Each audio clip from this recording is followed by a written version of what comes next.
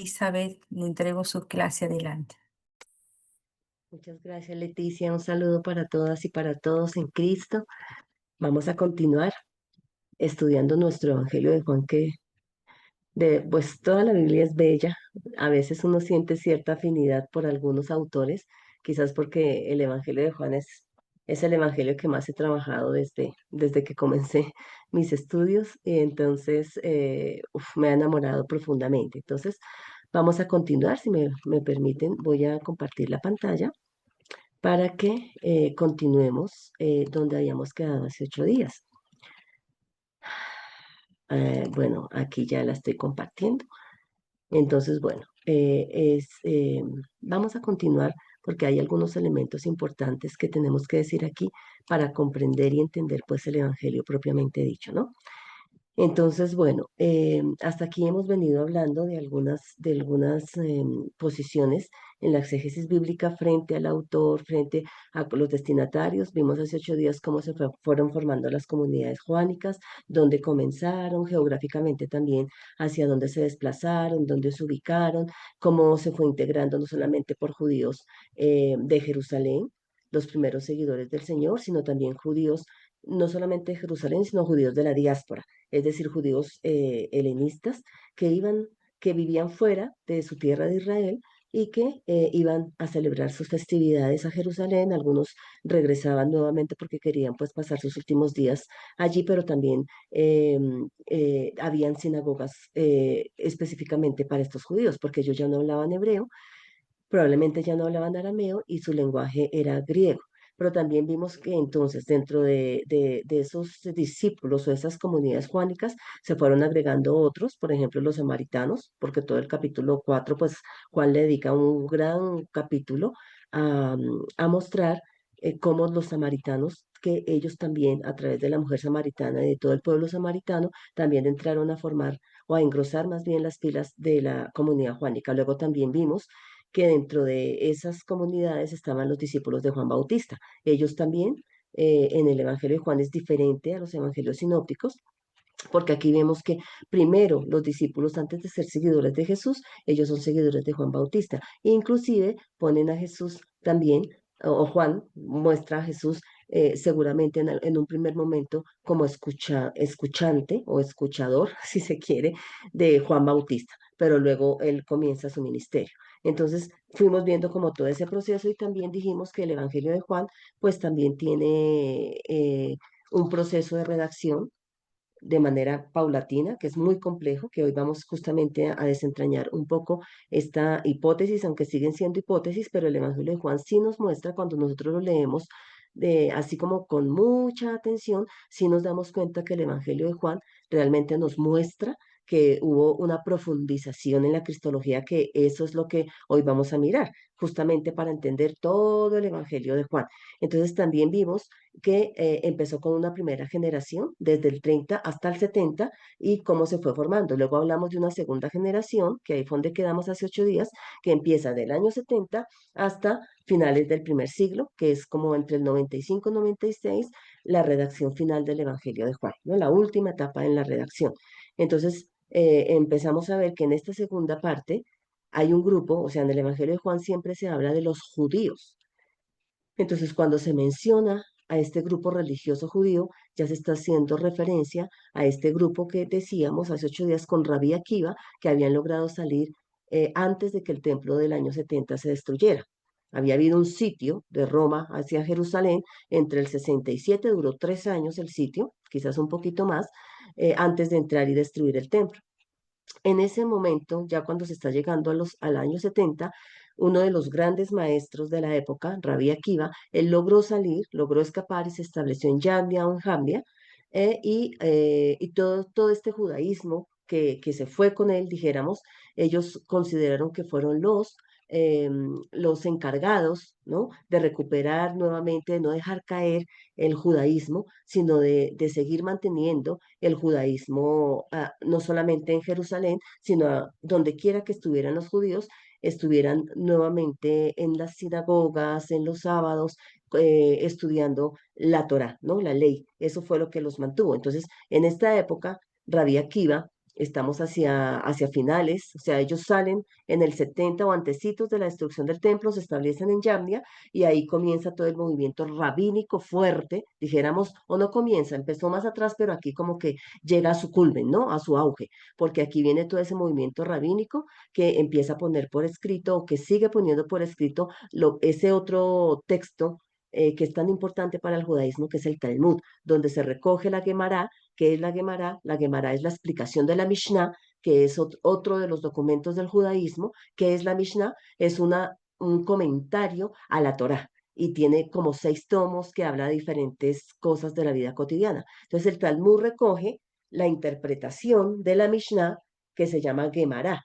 Y entonces en el Talmud va a estar la Gemara, pero dentro de la Gemara, que es la explicación de la Mishnah sobre la Torá, es todo una clase de comentarios que tienen que ver también con la tradición oral. O sea, la tradición oral, no solamente la Torá del Antiguo Testamento, que también que la comentan, sino que aparte de eso hay toda una tradición oral que los judíos estaban absolutamente convencidos que Moisés había transmitido, no la Torá escrita, pero aparte de la Torá escrita también había mucha tradición oral como explicaciones, por ejemplo, tocante al Shabbat, por decir algo como por recordarlo, ¿sí?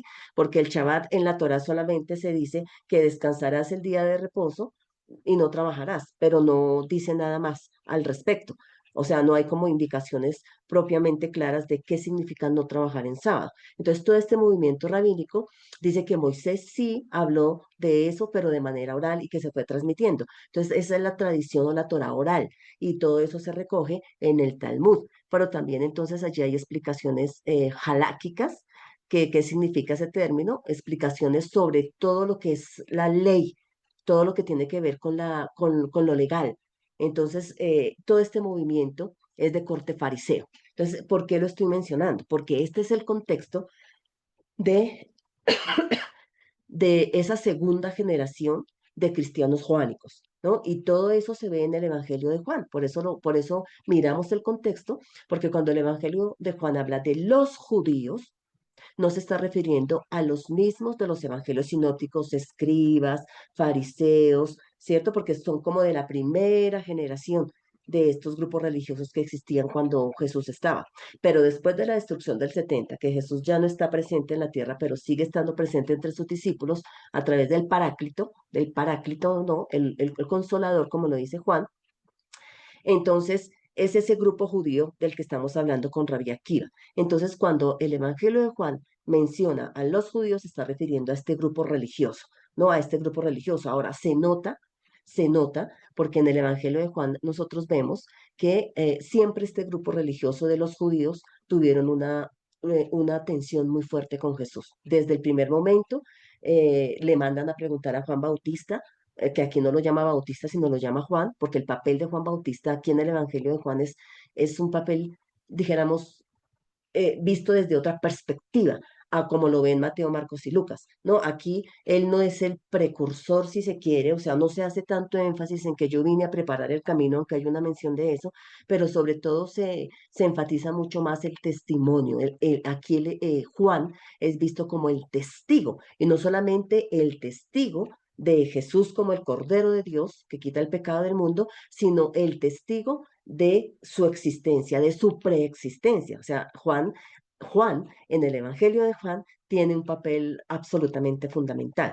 Entonces, en el Evangelio de Juan se ve muy claro esa tensión entre este judaísmo fariseo y la comunidad joánica, porque la comunidad joánica tuvo que sufrir los embates, ellos eran judíos o siguieron siendo judíos y siguieron asistiendo a las sinagogas, que ahí quedamos hace 8 días y dijimos que hay unos textos bíblicos en Juan 7:13, en Juan 9:22, también lo dijimos, en Juan 12:42, en Juan 16:2, donde el ámbito sinagogal tuvo un conflicto y está muy presente ese conflicto en el Evangelio de Juan entre el ámbito sinagogal y la comunidad joánica, ¿no? Entonces ahí se dice que varias veces en estos textos que acabo de mencionar y que ahí quedamos hace 8 días, está la amenaza de ser expulsados de las sinagogas por confesar que Jesús es el Mesías, el Hijo de Dios. Bueno, entonces eso era un pequeño recorderis para entroncar con lo que seguimos hablando hoy.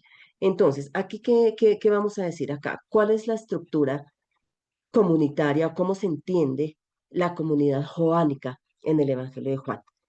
En los evangelios sinópticos la casa es muy importante y es muy mencionada, pero en el Evangelio de Juan solamente hay una casa y es la casa, solamente se menciona una casa, literalmente, y es la casa de María, de Marta y de Lázaro. Y ni siquiera en esa casa se nos dice, no se nos mencionan a los papás, o sea, no están los papás. Por lo tanto, Juan está mirando o sea, cómo entender la comunidad, no en la jerarquía como lo entiende, por ejemplo, Mateo o como lo entiende Marcos, como lo presentan, ni siquiera en las epístolas Paulinas, donde hay como una jerarquía, claro que es entendida distinta como hoy se entiende la jerarquía de la iglesia en todas sus denominaciones, ¿no? Sino que hay como en Roma se hablaba del pater familias. El pater familias era como el padre, el jefe de la casa, digamos, ¿no? Y a través de él el imperio romano pues ejercía como todo su gobierno en el Estado, ¿no? Entonces el pater familias tenía bajo su dominio a toda su familia y aparte de su familia a los esclavos, a los siervos. Entonces digamos que se entiende desde una jerarquización, pero obviamente en la Biblia, cuando la vemos así en Mateo, Marcos, y Lucas y en las cartas paulinas, de todas maneras, vemos que aquí el mensaje cristiano invierte, aunque se mantiene la estructura, porque esa era la estructura social, ¿cierto? Esa era la estructura social de la época, se mantiene la estructura, no obstante, hay una inversión de valores, porque en el pater familias cristiano, la relación entre los miembros es distinta, ¿no? Hay un amor hacia la mujer, hay un respeto del hombre hacia la mujer, de la mujer hacia el hombre, hacia los hijos, y eso es lo que vemos, hay una inversión de valores. Sin embargo, vamos a ver que en el Evangelio de Juan no existe esa estructura. Juan no toma la estructura, sino que el ámbito sinagogal, por eso decimos aquí en interrogación, ¿cómo ve la relación comunitaria Juan? ¿Como casa, como acabamos de decir, o sinagoga, como normalmente el ámbito sinagogal también era como jerárquico, ¿no? Pero aquí no vemos así, sino aquí Juan o el Evangelio de Juan, diferente a estos otros literatura cristiana que he mencionado, sinópticos, no parece tener la casa como centro de reunión de la comunidad. Lo que obviamente no significa y no quiere decir que no se reunieran por separado seguramente para celebrar o proclamar sus tradiciones, sino que podrían haberlo hecho probablemente en otros lugares. Si ellos seguían asistiendo a la sinagoga, recordemos también que la sinagoga tenía cuartos alrededor y se utilizaban para muchas cosas. Es posible que alguno de esos cuartos hubiera sido utilizado por la comunidad joánica. Ahora, eh, también aparece comidas, por ejemplo, siempre que aparece una comida en el Evangelio de Juan, pues curiosamente no se menciona la casa, como por ejemplo en Mateo, entró a la casa de Simón, o sea, se hace énfasis en la casa, pero en Juan no. Y bueno, uno diría, bueno, seguramente sí entraron a una casa a cenar, pero es muy curioso y llama la atención que Juan no menciona la casa como lo mencionan los evangelios. Entonces, Jesús, por ejemplo, también aparece muy raramente en una casa o incluso al interior de una casa. Por ejemplo, cuando se habla de las bodas de Caná, que uno diría, pues obviamente tuvo que haber sido en una casa. Sin embargo, es interesante que no se mencione la casa como tal, ¿no? Tampoco en la última cena, aunque aquí en Juan no hay última cena como tal, ¿no? Está, sino que es diferente. Digamos, no hay una última cena mencionada como lo mencionan los evangelios sinópticos, sino que hay una cena en la semana pascual donde Jesús hace otras cosas, pongámoslo así, como el lavatorio de pies, que es diferente, ¿no? Y es una cena, pero podríamos decir no necesariamente la misma última cena de los evangelios sinópticos, pero está en la semana pascual. Tampoco, pues no se menciona, seguramente estaban en algún lugar, pero no se menciona. Entonces, lo interesante es como extraño, podríamos decir. Entonces, podríamos pensar que los grupos juánicos probablemente emplearon otro tipo de lugares para poderse reunir y poder llevar a cabo sus celebraciones. Entonces, esto puede tener que ver con la estructura relacional comunitaria en la concepción de Juan que aparece, que lo vemos ahí como un ejemplo en la casa de Betania, que es la única vez que se menciona una casa, en donde los miembros son hermanos, no hay jerarquizaciones, no hay divisiones, todos son hermanos entre sí, ¿no? Es una comunidad más con un tipo de relaciones no marcadas por estructuras patriarcales, como acabo de explicar, que era la de la sociedad, sino por otro tipo de relaciones más horizontales, ¿no? Entonces, son los hermanos, los amigos, caracterizados por una comunión mutua, ¿no? Somos hermanos entre unos y otros. Y eso es muy bonito porque eso es lo que Jesús quiere con sus discípulos. Si ustedes se dan cuenta, ya en el capítulo 13, cuando Jesús lava los pies, esa es la enseñanza. Aquí no hay jerarquías. Yo soy el maestro y ustedes saben que soy el maestro. Sin embargo, que no era común, yo me pongo una, un delantal, podríamos decirlo, me quito la capa de encima, me pongo un delantal y soy capaz de lavar los pies de los discípulos. Ese es el tipo de relación y el tipo de comunidad que vemos en el Evangelio de Juan. Es una estructura distinta, es diferente, es más bien una estructura relacional comunitaria. Eso no significa que de pronto para la visión del Evangelio de Juan no hubiesen líderes. Seguramente los había, ¿cierto? Está, por ejemplo, el discípulo al cual Jesús amaba, que es el líder de la comunidad. No sabemos. Pues la exégesis bíblica dice no es el discípulo de Jesús, pero ya dijimos hace 8 días que de él pudo salir la tradición oral, la predicación, ¿cierto? El discípulo amado pudo ser otro, según la exégesis bíblica, otro que también fue testigo ocular de Jesús, pero que recibió toda la tradición de Juan, el hijo de Zebedeo, y él es el líder de la comunidad. Pero aunque sea el líder de la comunidad, no se muestra en jerarquía, se muestra como todos somos iguales. Hay roles, pero esos roles no marcan diferencias entre los hermanos, sino que entre todos debe haber unidad y entre todos debe haber un amor.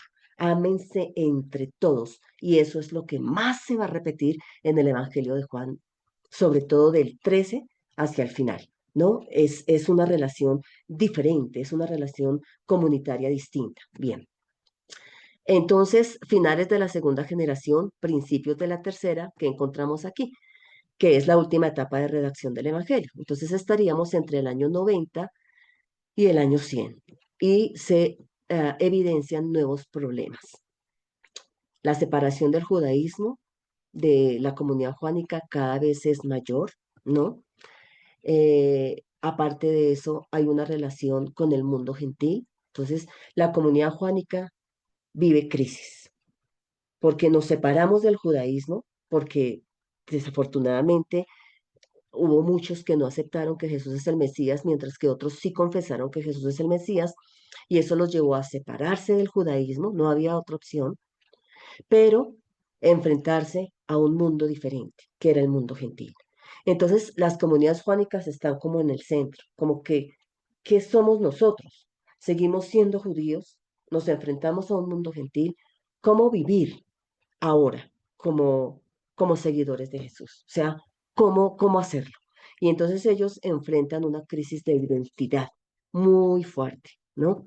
Y ellos, dentro de esa crisis de identidad, entonces, ¿qué hacemos? Nos adaptamos al mundo gentil, resistimos, no adoptamos sus valores, pero seguimos siendo judíos, seguimos celebrando nuestros ritos, porque ya no hay templo, aquí ya estamos a finales, ya el templo se ha destruido en el 70, pero hay sinagogas. ¿Qué hacemos?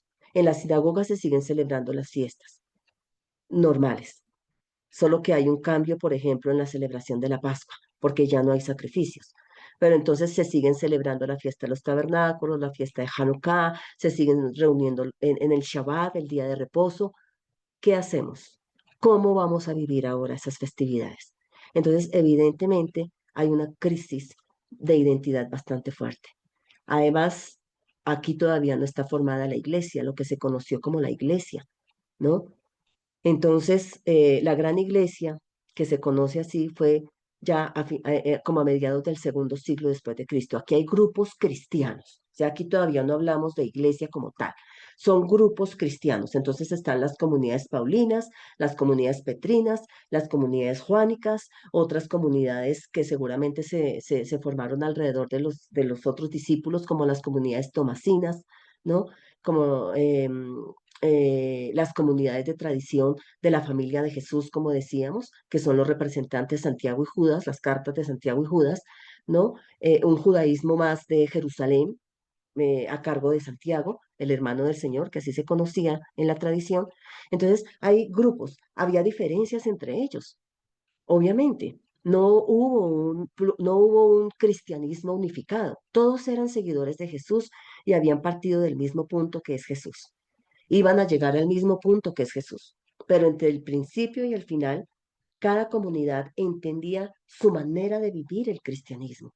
Cada comunidad entendía su manera de ser seguidora de Jesús. Entonces se ve tensiones entre los diferentes cristianismos porque había. Entonces en el Evangelio de Juan, ¿cuál tensión principalmente se ve? Probablemente con los cristianos petrinos, ¿no? Con las comunidades petrinas. Y se nota porque en el Evangelio de Juan hay se muestra como cierta diferencia entre Pedro y el discípulo amado, ¿no? Siempre, sobre todo aparecen en del capítulo 13 hacia el final, aparecen los dos personajes juntos. Y el discípulo amado es como si llevara la delantera y Pedro quedara atrás. Entonces se nota que hubo una tensión entre los grupos juánicos y grupos petrinos. La gran pregunta es, ¿cuál tradición vamos a seguir? Porque parece que a finales del primer siglo, para esta época, entre el 90 y el 100, el discípulo amado, que era el líder de la comunidad, ya había muerto. Entonces las comunidades juánicas dicen, ¿cuál tradición seguimos?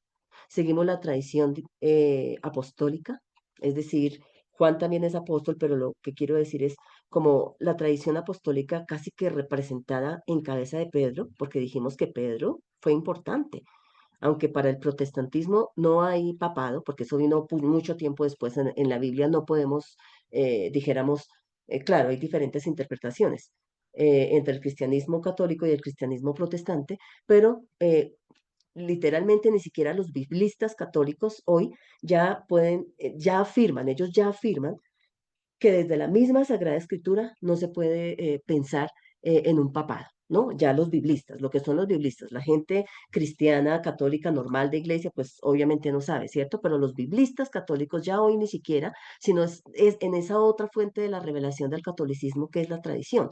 Entonces, ya la cuestión del papado vino mucho tiempo después, pero aquí todavía estamos a finales del primer siglo. Entonces, no podemos desconocer tampoco los protestantes que Pedro tuvo un papel muy importante en la iglesia primitiva. Entonces, fue una cabeza muy importante. Lo que pasa es que nosotros no interpretamos en los textos bíblicos que una sucesión apostólica, ¿no? Que obviamente ellos murieron y otros tomaron las banderas y todo, pero no lo entendemos propiamente como una sucesión papal o apostólica. Es diferente, pues, digamos, la interpretación. Pero sí, no desconocemos que Pedro fue muy, muy importante en la iglesia primitiva. Entonces, las comunidades juánicas dijeron, ¿qué hacemos? Como que seguimos la tradición que hemos recibido de nuestro líder, el discípulo amado, o nos adherimos a las tradiciones fuertes que están pisando en este momento, que es la tradición petrina.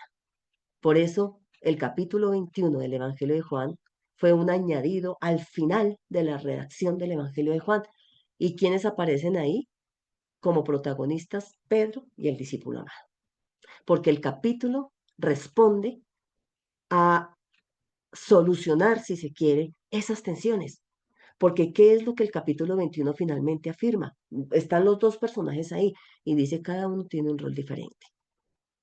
A Pedro Jesús le dijo, apacienta mis corderos. Pero ¿cuál es el rol del discípulo amado? Este es el que da testimonio de estas cosas. Y todo el Evangelio de Juan es el testimonio, él es el testigo. Y todo el Evangelio de Juan es atestiguar que Jesucristo es el Hijo de Dios y que todo aquel que en él crea tiene la vida eterna. Ese es el rol. Entonces, el capítulo 21, la última redacción, esa última etapa de redacción que se añade al capítulo 21, pues lo que busca es quitar esa tensión. Y también los capítulos del 13 al 17, porque ¿quiénes están alrededor de la mesa? Una vez que Jesús le lava los pies a sus discípulos, pues todos están ahí, está el discípulo amado también, están todos, y Jesús hace un gran discurso del capítulo 13 al 17 que tiene varios temas y todos giran alrededor de la unidad. O sea, si bien es cierto Cada uno tuvo un ministerio. No obstante, aunque cada tradición se mantenga por aparte, tienen que mantenerse unidos y tienen que amarse los unos a los otros. Porque si eso no pasa, independientemente de por donde se fue cada tradición, la Paulina, ¿cierto? Aquí no tenemos la Paulina, pero por ejemplo, la tradición petrina, la tradición joánica, la tradición tomasina, la tradición de los otros apóstoles, que de hecho la palabra apóstol solo aparece muy pocas veces en el Evangelio de Juan, ¿no? ¿Y dónde están mencionados? En el capítulo 6 solamente. No, no aparece más ese término. Pero entonces Jesús les dice en ese gran discurso del capítulo 13 al 17, si ustedes no se mantienen unidos, si las comunidades joánicas y las comunidades petrinas que entienden diferente el seguimiento, pero no tiene por qué chocar, si no se mantienen unidas y amándose, el mundo no va a creer. Y eso es lo que va a decir en el capítulo 17. Ustedes tienen que ser uno como mi Padre y yo somos uno, porque si no el mundo no va a creer. Ese es el contexto de finales del primer siglo. Entonces se ve muy, muy presente en el capítulo 13 hasta el 21 y el 21 quiere solucionar, capítulo 21 quiere solucionar o dar respuestas para que esa división se termine. Bien, entonces hay nuevas reflexiones al final.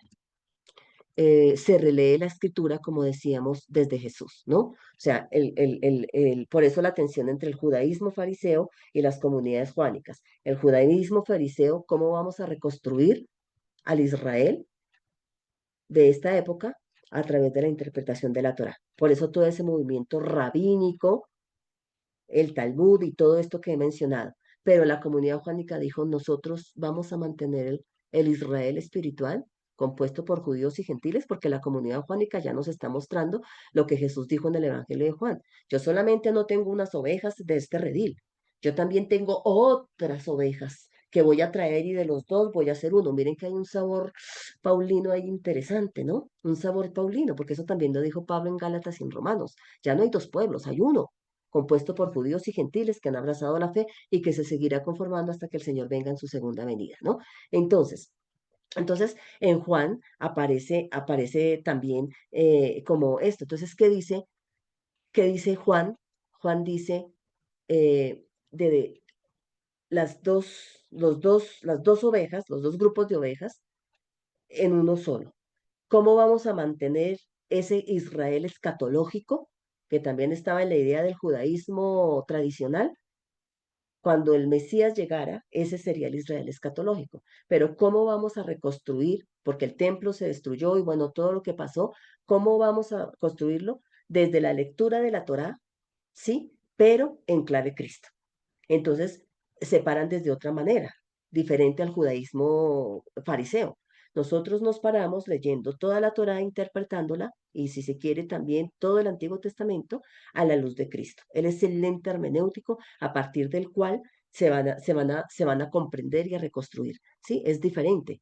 Y bueno, y eso no solamente lo hizo la comunidad joánica, ¿no? Porque es que lo que pasa es que como estamos en Juan, no estamos mencionando mucho más, porque es lo que se conoce como el Midrash. ¿Qué es Midrash? Es un método de interpretación que los judíos rabínicos utilizaron y que los autores del Nuevo Testamento también. Y en Juan se ve muy claro, se ve supremamente claro, ¿sí? Entonces, bien, vamos a mirar, entonces, por eso, alguien que me hizo una pregunta hace 8 días, que cómo se había hecho la profundización cristológica en Juan, no me acuerdo si fue el pastor Alzatec o alguien, no recuerdo, pero alguien preguntó sobre eso, cómo se fue haciendo la profundización cristológica si se hizo en Juan. Y les dije, sí, se fue haciendo Juan, no todo el tiempo Juan o las comunidades juánicas tuvieron la misma concepción tan alta de Cristo, no. Se fue dando y lo vamos a mirar. Justamente yo le dije que íbamos a verlo en 8 días, o sea, acá. Ya tenemos entonces el contexto de Juan, hay expulsión de las sinagogas, tenemos una cristología alta, el mundo que no cree en Jesús es enemigo de Dios, incluyendo los judíos fariseos, ¿no? Entonces, ¿qué siente la comunidad juánica al final? Una situación de orfandad. No tenemos ya nuestro líder, ya murió, ¿qué vamos a hacer, no? Entonces el Evangelio de Juan responde para fortalecerlos, pero también es retórico, también es retórico porque interpela. O sea, no vamos, aunque estamos frente a un mundo gentil y estamos como ahí en la mitad, ¿qué somos? ¿No? Sin embargo, no vamos a adoptar. Entonces, todo lo que nosotros vemos en el Evangelio de Juan, las enseñanzas de Juan, es la inversión de valores de la sociedad gentil. No. Entramos al mundo gentil y los gentiles han entrado a engrosar las filas de las comunidades juánicas. Pero aquí la relación, por eso es interesante y se comprende que no sea jerárquica la relación comunitaria, sino que sea más bien comunitaria, valga la redundancia, ¿no? Entonces, ahora sí vamos a mirar el proceso de redacción del Evangelio de Juan, y es lo que nosotros entendemos como la historia literaria de los escritos juánicos. Entonces, vamos a mirar eso que el pastor me preguntó hace 8 días, de cómo se fue profundizando la cristología en la medida que se fue redactando el Evangelio, de a poquito, en toda esta formación de las comunidades que ya vimos. Entonces, mire, lo primero que había, esta hipótesis que estoy mostrando acá, es una hipótesis porque ustedes saben que en los estudios bíblicos, cuando se trata cuando se trata de mirar cómo se compusieron los libros, porque no fue de una sola, ¿no? Que el autor se sentó y ya de un solo momento, todo se escribió. No, hubo procesos de redacción, de todo. Así pasó con todos los autores del Nuevo Testamento y bueno, y del Antiguo Testamento también.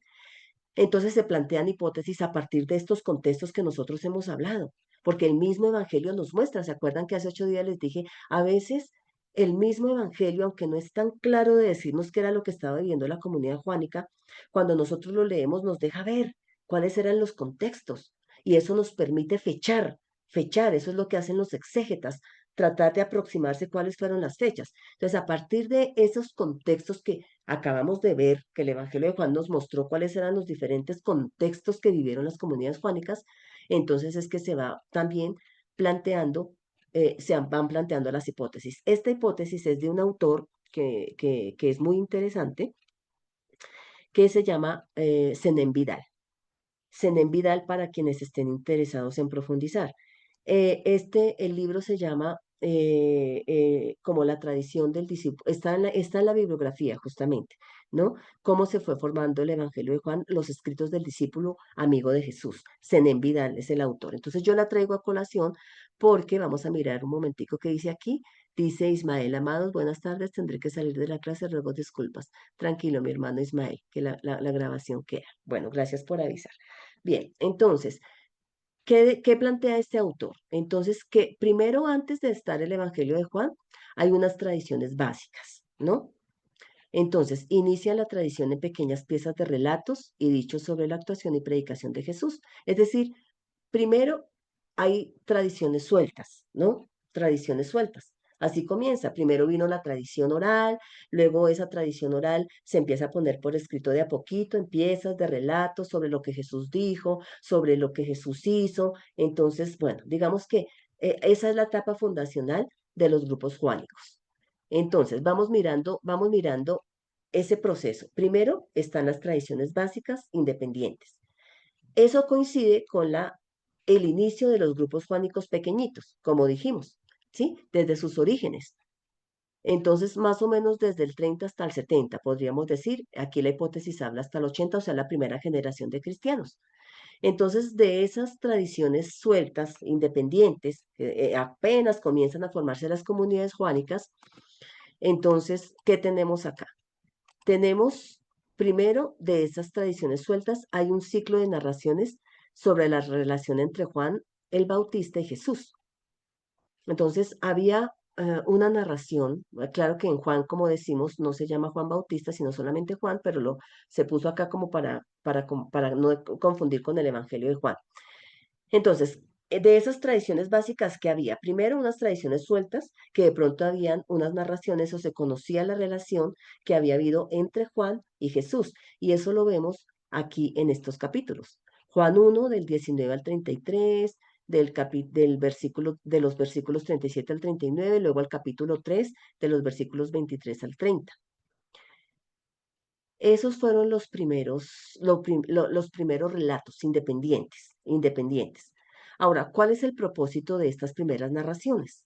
O sea, el Evangelio de Juan no comienza con el capítulo 1 del 1 al 18, que es el prólogo. No comienza, ese se puso al final, como cuando nosotros hacemos un trabajo y lo último que ponemos es la introducción. Entonces todavía no. Entonces probablemente se conocían estas narraciones y cuál era el propósito. Las recogió el autor de Juan y el propósito era legitimar los grupos juánicos ante los seguidores del Bautista, porque seguramente hubo una tensión sobre quién era el Mesías. Y es posible que los seguidores o discípulos de Juan Bautista hayan afirmado que Juan Bautista era el Mesías. ¿Mm? Entonces, por eso en estos capítulos vemos muy claro que Juan Bautista, por ejemplo, cuando los judíos mandan a preguntarle, bueno, ¿usted quién es? Porque está bautizando.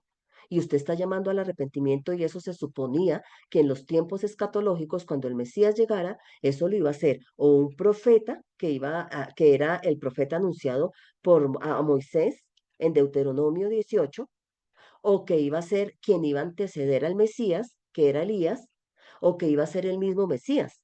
Entonces, por eso los judíos, estos judíos que ya dijimos, de corte fariseo, le mandaron a preguntar a Juan, bueno, ¿usted es un personaje escatológico? ¿Usted es el profeta? ¿Usted es Elías? ¿Usted es el Mesías? Y todo el tiempo Juan dijo, yo no soy. No soy, no soy, no soy. O sea, soy ni de ninguno de los anteriores. Entonces, la pregunta es, ¿por qué ese énfasis en todo el tiempo decir no soy, no soy, no soy? Porque seguramente entre los seguidores de Juan hubo ese grupo que llegó a afirmar que él era el Mesías, ¿sí? Entonces se conocía esa relación de tensión entre unos discípulos y otros. Entonces probablemente están como estas tradiciones allí. Segundo, había una colección de milagros, no estaban todavía. Es como el Evangelio total, sino una colección de milagros. Probablemente existía una antigua colección de milagros en Galilea, porque Jesús empezó su ministerio en los Evangelios sinópticos, él comienza su ministerio en Galilea, en todos tres es igual, Mateo, Marcos y Lucas. Él comienza en Galilea y luego se va hacia Jerusalén. Entonces, seguramente en Galilea se habían recogido alguna colección de los milagros que Jesús había hecho en Galilea y en Judea. En el Evangelio de Juan hay mención de 7 signos, que ahorita vamos a ver cuáles son, porque es símbolo de plenitud y universalidad. Pero obviamente Jesús hizo mucho más, pero en el Evangelio solo se resaltan 7, ¿no? Entonces eso quiere decir que había una tradición tanto oral como escrita de lo que Jesús había hecho, esa actividad taumatúrgica de Jesús, ¿no? Entonces, ¿su propósito cuál era? Su propósito está indicado en Juan 20, 30 al 31, que dice que muchos signos hizo Jesús para que crean que Él es el Hijo de Dios y para que creyendo tengan vida eterna. Entonces, en el Evangelio de Juan, los signos tienen una intención etiológica, es decir, de inicio, de inicio de la comunidad, ¿no? De nacimiento de la comunidad, que justificará su fe en Jesús como profeta mesiánico. Ahí comienza la cristología, muy sencilla, profeta mesiánico. ¿Mm? Entonces tenemos el capítulo 2 del 1 al 12, el capítulo 7 del 3 al 10, ¿no? Y los signos que aparecen en Juan los discursos son aparte, porque los discursos sería otra etapa de redacción. Solamente los signos, ya vamos a mirar cuáles son los signos, ¿sí? En Juan, o sea, los milagros, pero que en Juan no se llaman milagros, sino signos. Entonces había una colección de milagros. Entonces, eso es como de las primeras etapas. Pero en un tercer momento también estaba el relato de la pasión. El relato de la pasión, eh, que cuando lo comparamos con el relato de la pasión de Mateo, Marcos y Lucas, obviamente tiene una profundización con respecto a los relatos sinópticos. Porque ¿cuál es el propósito del relato de la pasión de Juan? Es hacer memoria de la muerte de Jesús como una entrega salvadora. Aunque sabemos que los evangelios sinópticos también, pero cuando nosotros estudiamos el relato de la pasión de Juan, él hay algo bien interesante y es que el relato de la pasión de Juan se va a denominar en Juan como la hora de Jesús. La hora de Jesús es un tema que se va a repetir durante todo el evangelio. La hora de Jesús. ¿Cuál es la hora de Jesús? La hora de Jesús es el momento de la cruz. pero ese momento de la cruz no solamente es la entrega, sino también es la glorificación. De manera que la cruz de Cristo en el Evangelio de Juan tiene una carga muy positiva.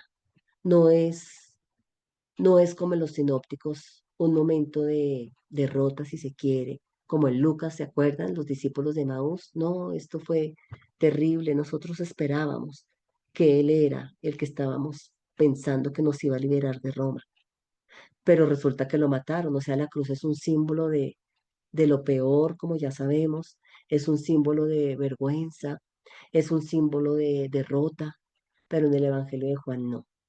En el Evangelio de Juan la cruz tiene una simbolización de,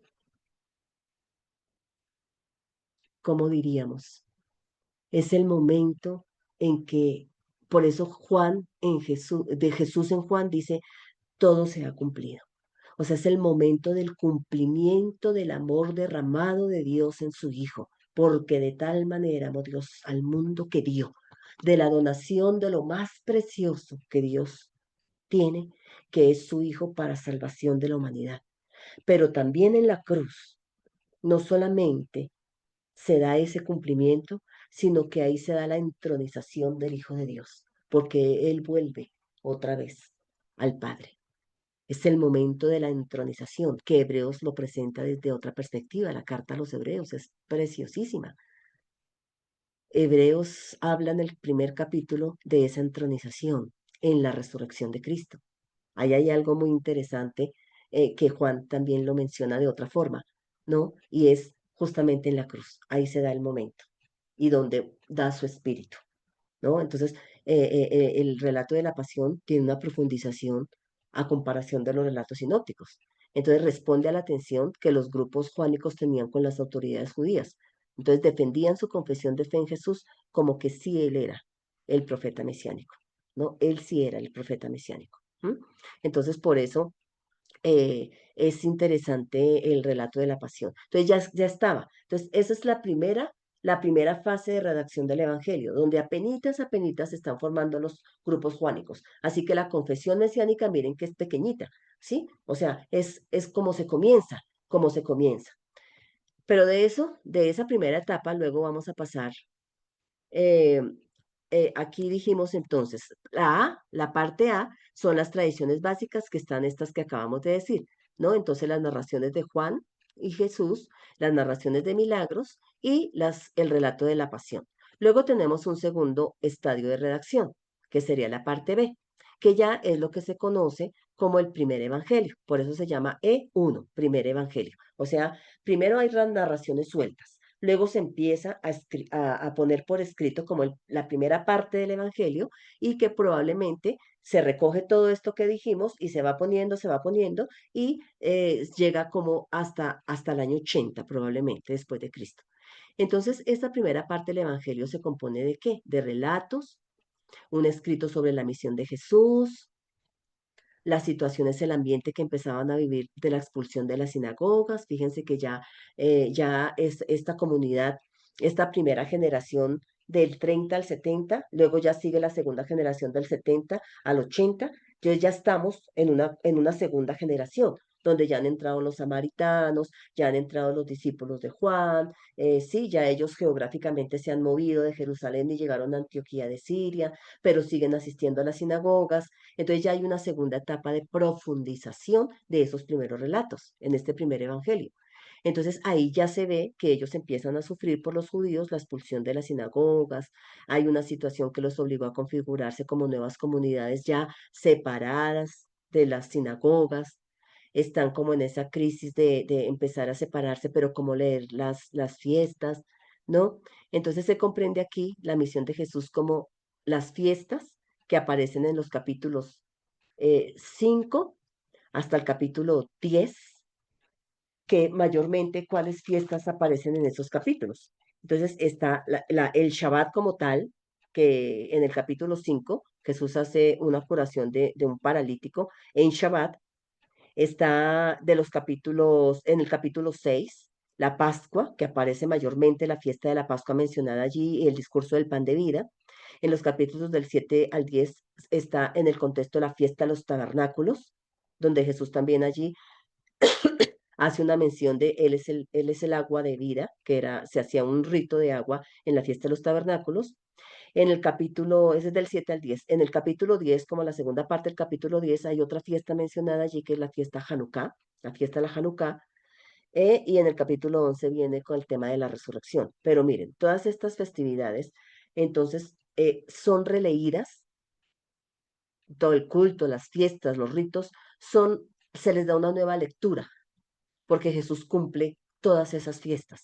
Por eso vamos a encontrar en todas esas fiestas que Jesús va a repetir, yo soy el pan de vida, yo soy la luz del mundo, yo soy el que tenga sed, venga a mí y beba, porque el que viene a mí y bebe, entonces de su interior brotarán ríos de agua viva. Entonces, miren que las comunidades juánicas en esta segunda etapa de redacción profundizan y miren que ya la cristología empieza a crecer, porque ya se dice yo soy, que es del yo soy tan importante en el Evangelio de Juan, que ese yo soy, recordemos que solamente en el Antiguo Testamento se le adjudicaba a Yahvé, ¿no? O a Jehová. Él es el único yo soy, es el yo soy, el Dios liberador, el Dios que libera.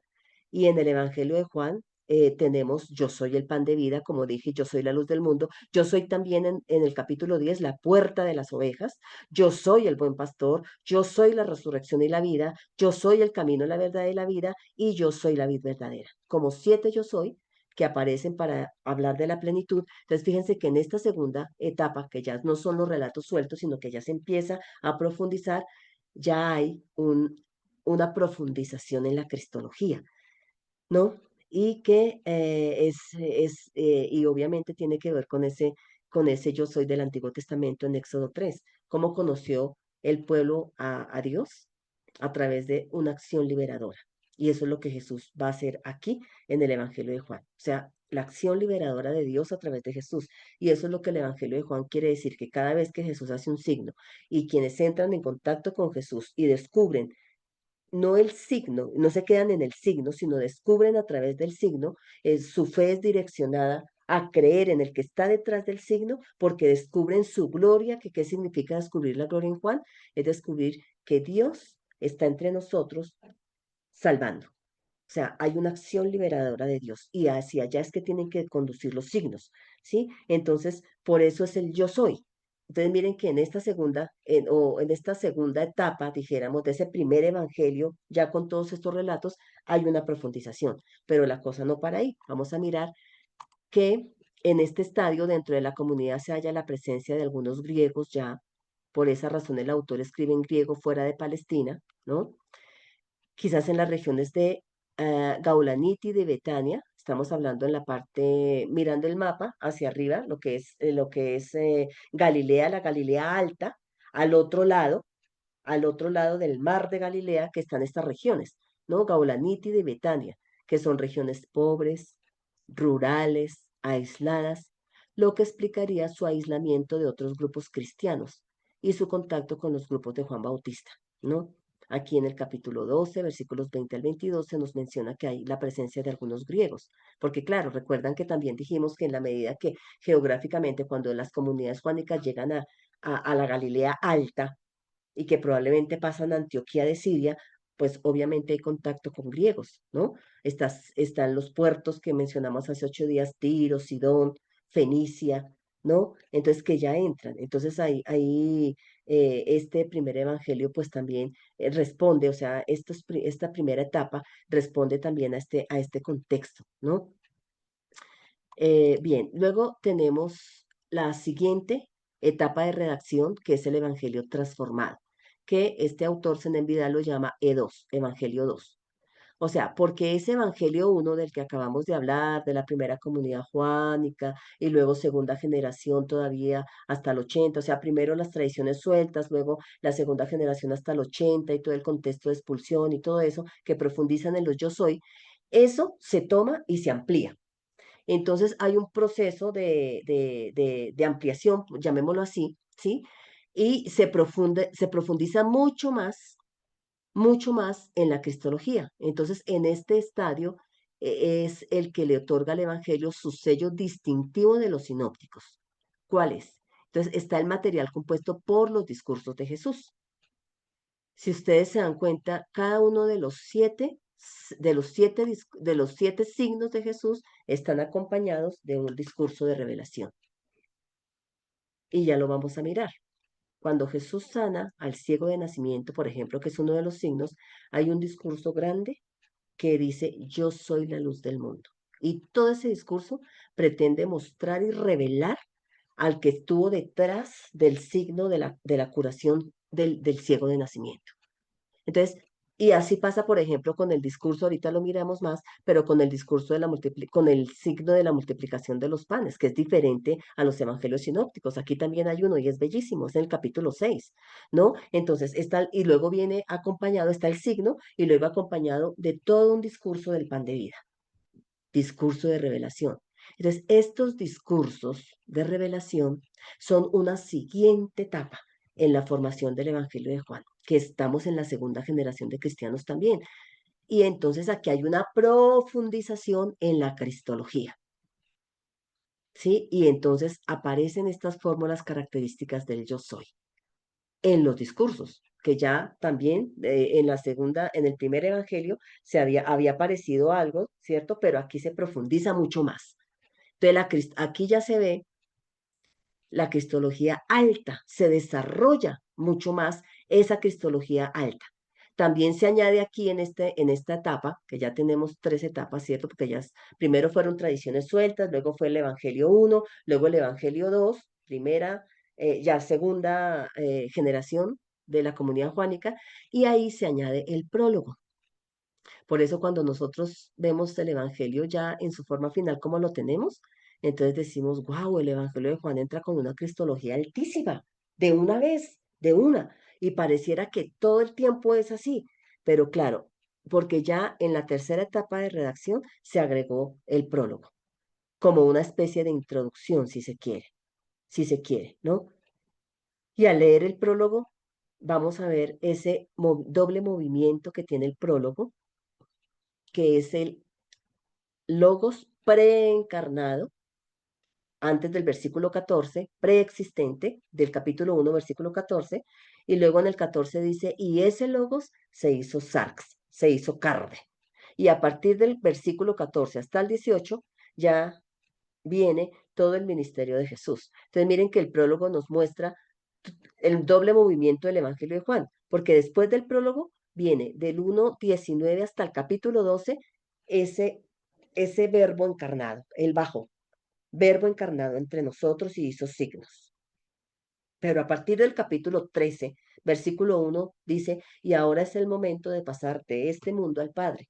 O sea, vuelve nuevamente. Y del capítulo 13 hasta el capítulo 20 se da el movimiento, ya los últimos, ya se dedica, ya no va a hacer más signos, sino se va a dedicar a sus discípulos, para decirles entonces que ellos van a ser los continuadores, porque dice, así como mi Padre me envía, yo los envío a ustedes.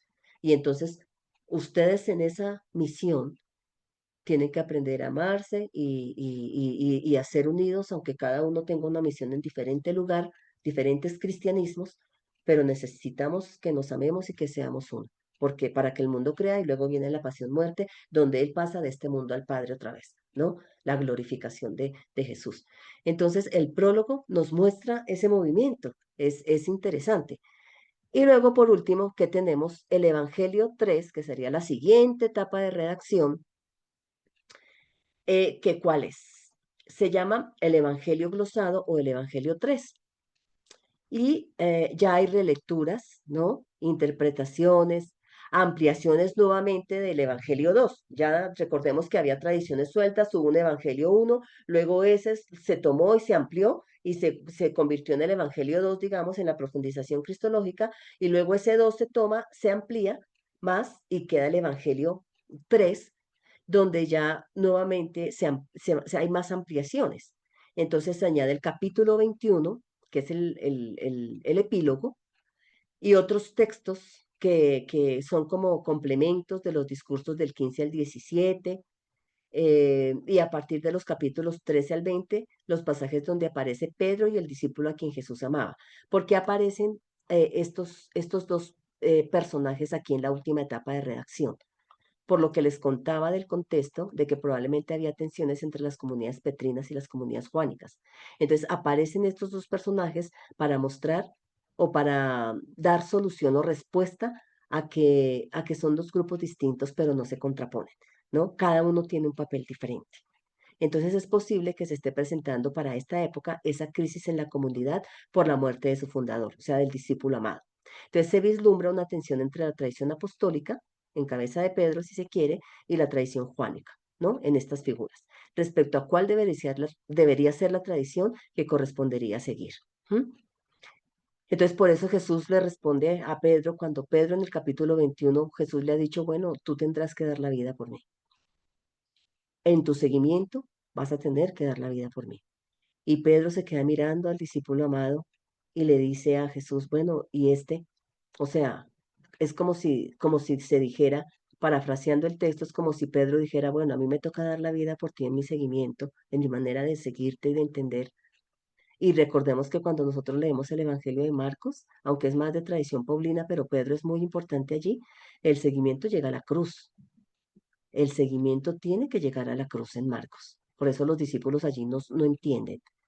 Entonces, esa tradición se ve que se conocía en Juan, porque Jesús le dice a Pedro, tú vas a tener que morir por mí. Apacienta mis corderos, apacienta mis ovejas, en tu seguimiento llegarás hasta la cruz. Entonces, Juan se voltea porque probablemente están sentados ahí a la orilla del mar, porque hay una pesca milagrosa, curiosamente, en el capítulo 21 después de la resurrección. Es interesante, porque si nosotros vemos los evangelios sinópticos, la pesca se da al principio del ministerio de Jesús para hacer el llamado a los primeros discípulos que son pescadores. Pero en Juan, los primeros discípulos son discípulos de Juan el Bautista y se hacen discípulos de Jesús por el testimonio de Juan. Y hay una pesca milagrosa, no al principio, sino al final, después de la resurrección. Estando allá después de la resurrección, el propósito de ese relato de pesca milagrosa allá es diferente a los evangelios sinópticos, porque ellos ya están en la misión, pero no han podido pescar. Y no han podido pescar porque entre ellos hay divisiones. Entonces el Cristo resucitado les dice, mientras ustedes no estén unidos, no van a poder pescar nada. Por eso es interesante que el relato dice algo que no dicen el relato de pesca milagrosa en los sinópticos. Aquí se habla de una gran red que no se rompía, pero que tenía una gran cantidad de peces y los menciona. Y uno dice, ¿por qué? Y le dice a Pedro, arrastre la red. Y casi que se rompía, pero no se rompió, pero Pedro arrastra la red hacia la orilla, porque aquí estamos en un contexto de misión. Aquí ya ellos están haciendo la misión. Ya hay comunidades cristianas haciendo la misión, pero no han tenido éxito, si se quiere. Por eso, en esta etapa se introduce el capítulo 21 y también los discursos de adiós, o sea, los discursos del 13 al 17, porque es ahí en esta etapa donde están esas tensiones, por eso no han podido pescar, donde Jesús Cristo resucitado les dice, mientras ustedes no estén unidos y no se amen, el mundo no va a creer, por eso ustedes no tienen un fruto en la pesca. Entonces ahí viene la conversación con Pedro y estando sentados alrededor de un pez que el Cristo resucitado ha asado para ellos, los convoca a una comunión de mesa, aunque sea a la orilla del mar. Aquí tenemos que sentarnos y tener una comunión. Y ahí se incluyen los discursos de adiós, que son del 13 al 17, ¿no? Entonces es donde les va a decir todo eso porque ellos van a ser los continuadores de la misión. Y estando en esa situación que Jesús les dice, tú tendrás que ir hasta la cruz. Él voltea a mirar al discípulo amado y le dice, bueno, ¿y este? Porque miren la atención de los grupos juánicos y petrinos. Y este, si a mí me toca morir, ¿qué va a pasar en el seguimiento de este? Y Jesús le dice, es duro, porque le dice, ¿qué a ti? Algunas traducciones traducen a ti, ¿qué te importa? O sea, si yo quiero que Él permanezca hasta que yo regrese, tú sígueme. O sea, tú dedícate a tu seguimiento como lo has entendido hasta la cruz y deja que las comunidades juánicas, si se quiere, sigan su seguimiento como lo han comprendido. Y miren qué interesante, porque la tradición de la comunidad juánica permaneció y la tenemos canónica en el Evangelio de Juan y en las cartas de Juan. O sea, él permaneció, no necesariamente hay que entenderlo literalmente para decir que entonces el discípulo jamás moriría. No, tanto así que el Evangelio de Juan ahí en el capítulo 21 dice que hubo un rumor que se extendió y que dijo, ay, algunos dijeron que él no iba a morir hasta que él regresara, pero el mismo autor dice, pero él no dijo eso. Él solamente dijo, si yo quiero que él permanezca. Y de manera interesante, ¿no? Tenemos la tradición juánica. Ahora, esta tradición juánica fue asumida por la gran iglesia, porque esta cristología, digamos que uno de los puntos de tensión entre las comunidades apostólicas en cabeza de Pedro y las comunidades juánicas, otro de los puntos de tensión era la cristología, porque las comunidades apostólicas representadas en Mateo, Marcos y Lucas, digamos, sobre todo Marcos y Mateo, tenían una cristología alta, porque también dijeron, ¿no? Dijeron que Jesús era el Mesías, pero no era tan alta como la de Juan. Entonces ahí hubo una fricción. Pero luego la cristología de Juan fue asumida por la Gran Iglesia, lo que se conoció como la Gran Iglesia, tanto así que quedó en el canon, ¿no? O sea, el Evangelio de Juan quedó en el canon. Ahora, el Evangelio de Juan es un evangelio que fue muy discutido para entrar al canon. Cuando se estaba formando el canon del Nuevo Testamento, que se cerró y se formó al siglo cuarto después de Cristo, o sea, bien adelante, ¿no? ¿Por qué tuvo discusiones? Porque el Evangelio de Juan es un evangelio que los primeros que lo utilizaron fueron los gnósticos cristianos. ¿Por qué? Porque el Evangelio de Juan es, no que quiera decir eso, pero es susceptible a entenderse como algunas partes, claro, ¿sí? Susceptible a entenderse como todo lo espiritual, o sea, solamente lo espiritual, ¿no? Y entonces por eso, digamos que a finales del primer siglo empezó un protonosticismo, pero del segundo siglo para adelante se desarrolló el gnosticismo cristiano. El gnosticismo griego estaba, pero el gnosticismo cristiano se empezó a desarrollar más del segundo siglo para adelante.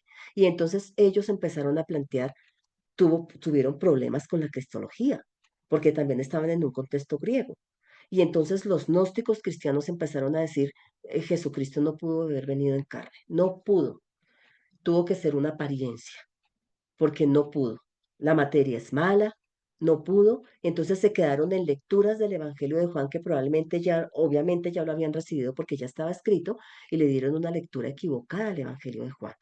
¿Sí? Entonces se quedaron pensando, y ese es el problema en las tres cartas de Juan. Ese es el problema en las tres cartas de Juan, que eso es lo que vamos a ver en 8 días con el favor de Dios. ¿Sí? Entonces, claro, estamos aquí ya a finales del primer siglo, donde ya está el Evangelio, o sea, ya entran estos capítulos, como decíamos, y tenemos un último momento, que es el Evangelio 4, pero aquí ya no se trata de una etapa de formación porque ya está, ¿no?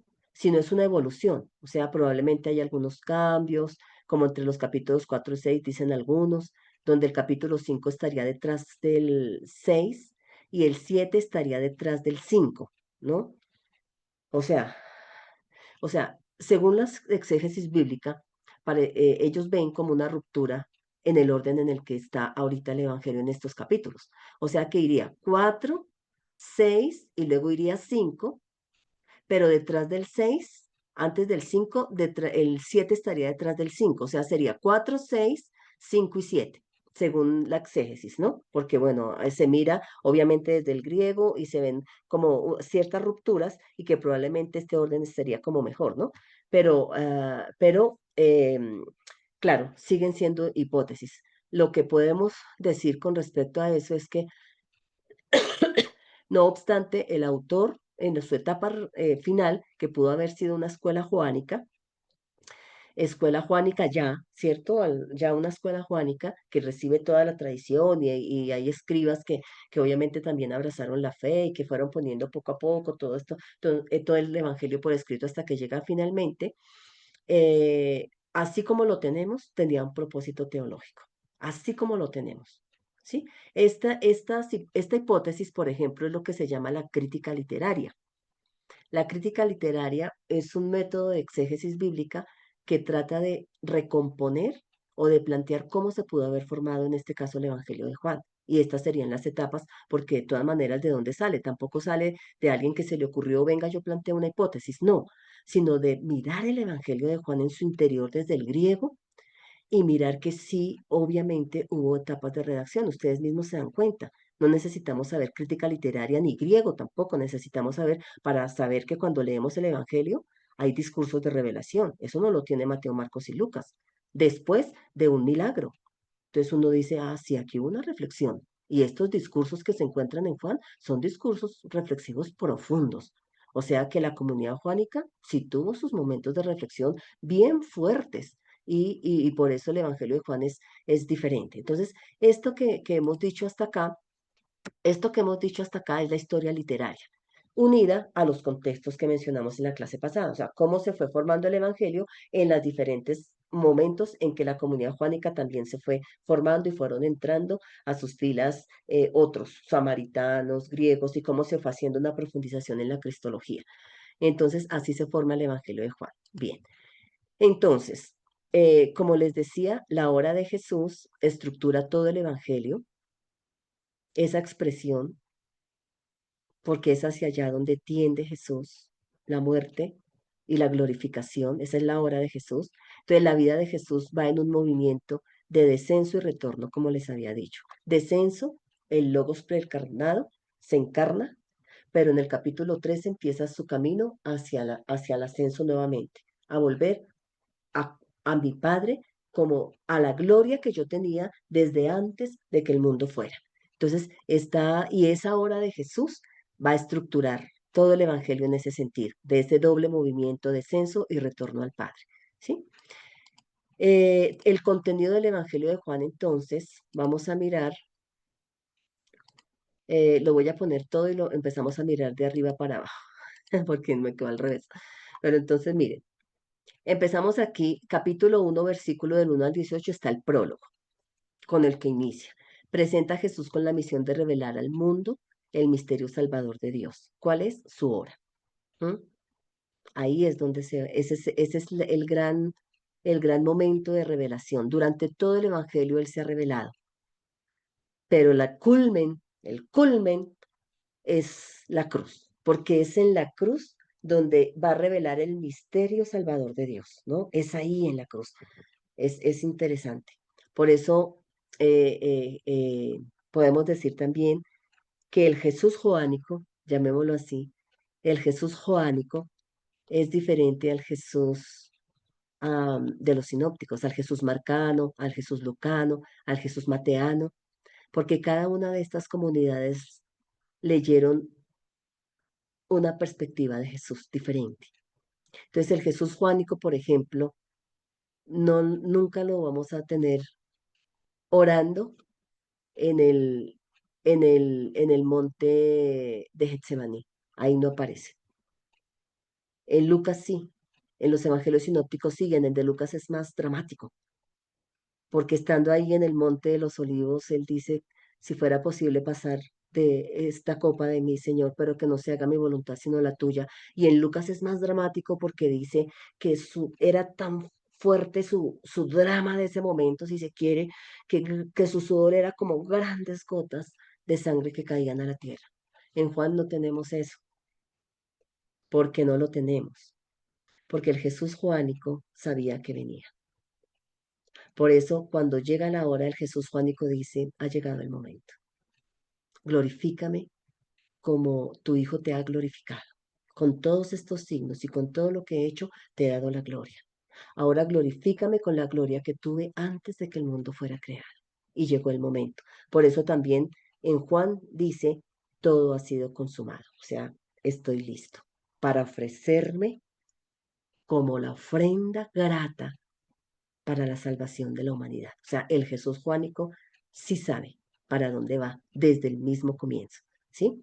Después del prólogo, eso es muy bonito, después del prólogo viene el capítulo 1, versículos 19, hasta el capítulo 12, versículo 50, que se conoce como el libro de los signos, porque justamente describe la misión de Jesús a través de 7 signos que él ha escogido, no porque no haya hecho más, que revelan su identidad y su misión. Su identidad y su misión. ¿Quién es este? quién es. Pero aparte de eso, su misión. ¿Sí?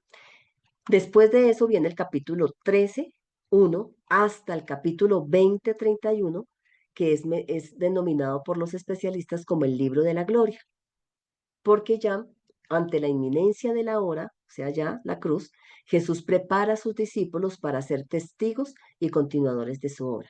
Miren que en el Evangelio de Juan hay algo muy bonito y es el testimonio. Eso lo atraviesa de pasta a pasta. Jesús da testimonio del Padre con todo lo que él ha hecho.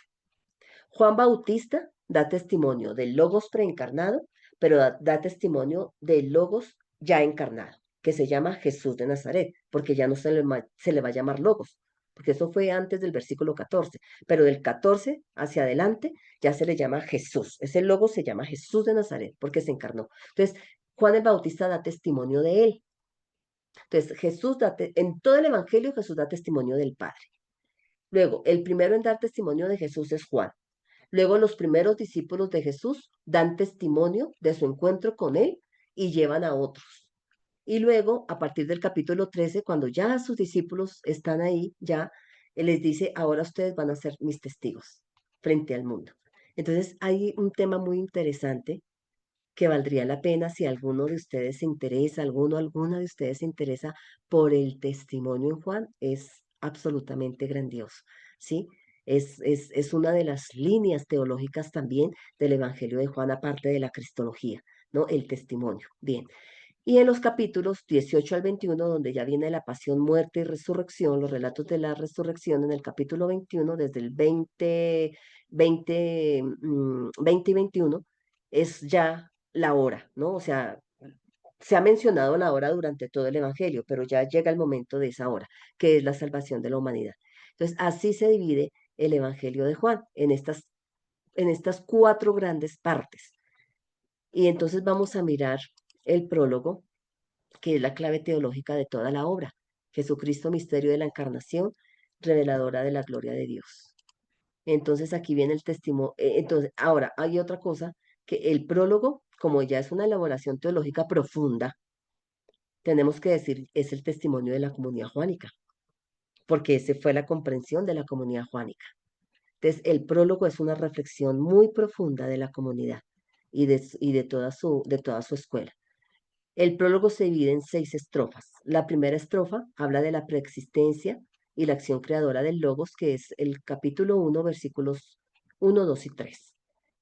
¿Qué nos muestra a grandes rasgos? Habría mucho que decir, pero a grandes rasgos nos habla de la preexistencia, la trascendencia y la eternidad del Logos en esta primera estrofa.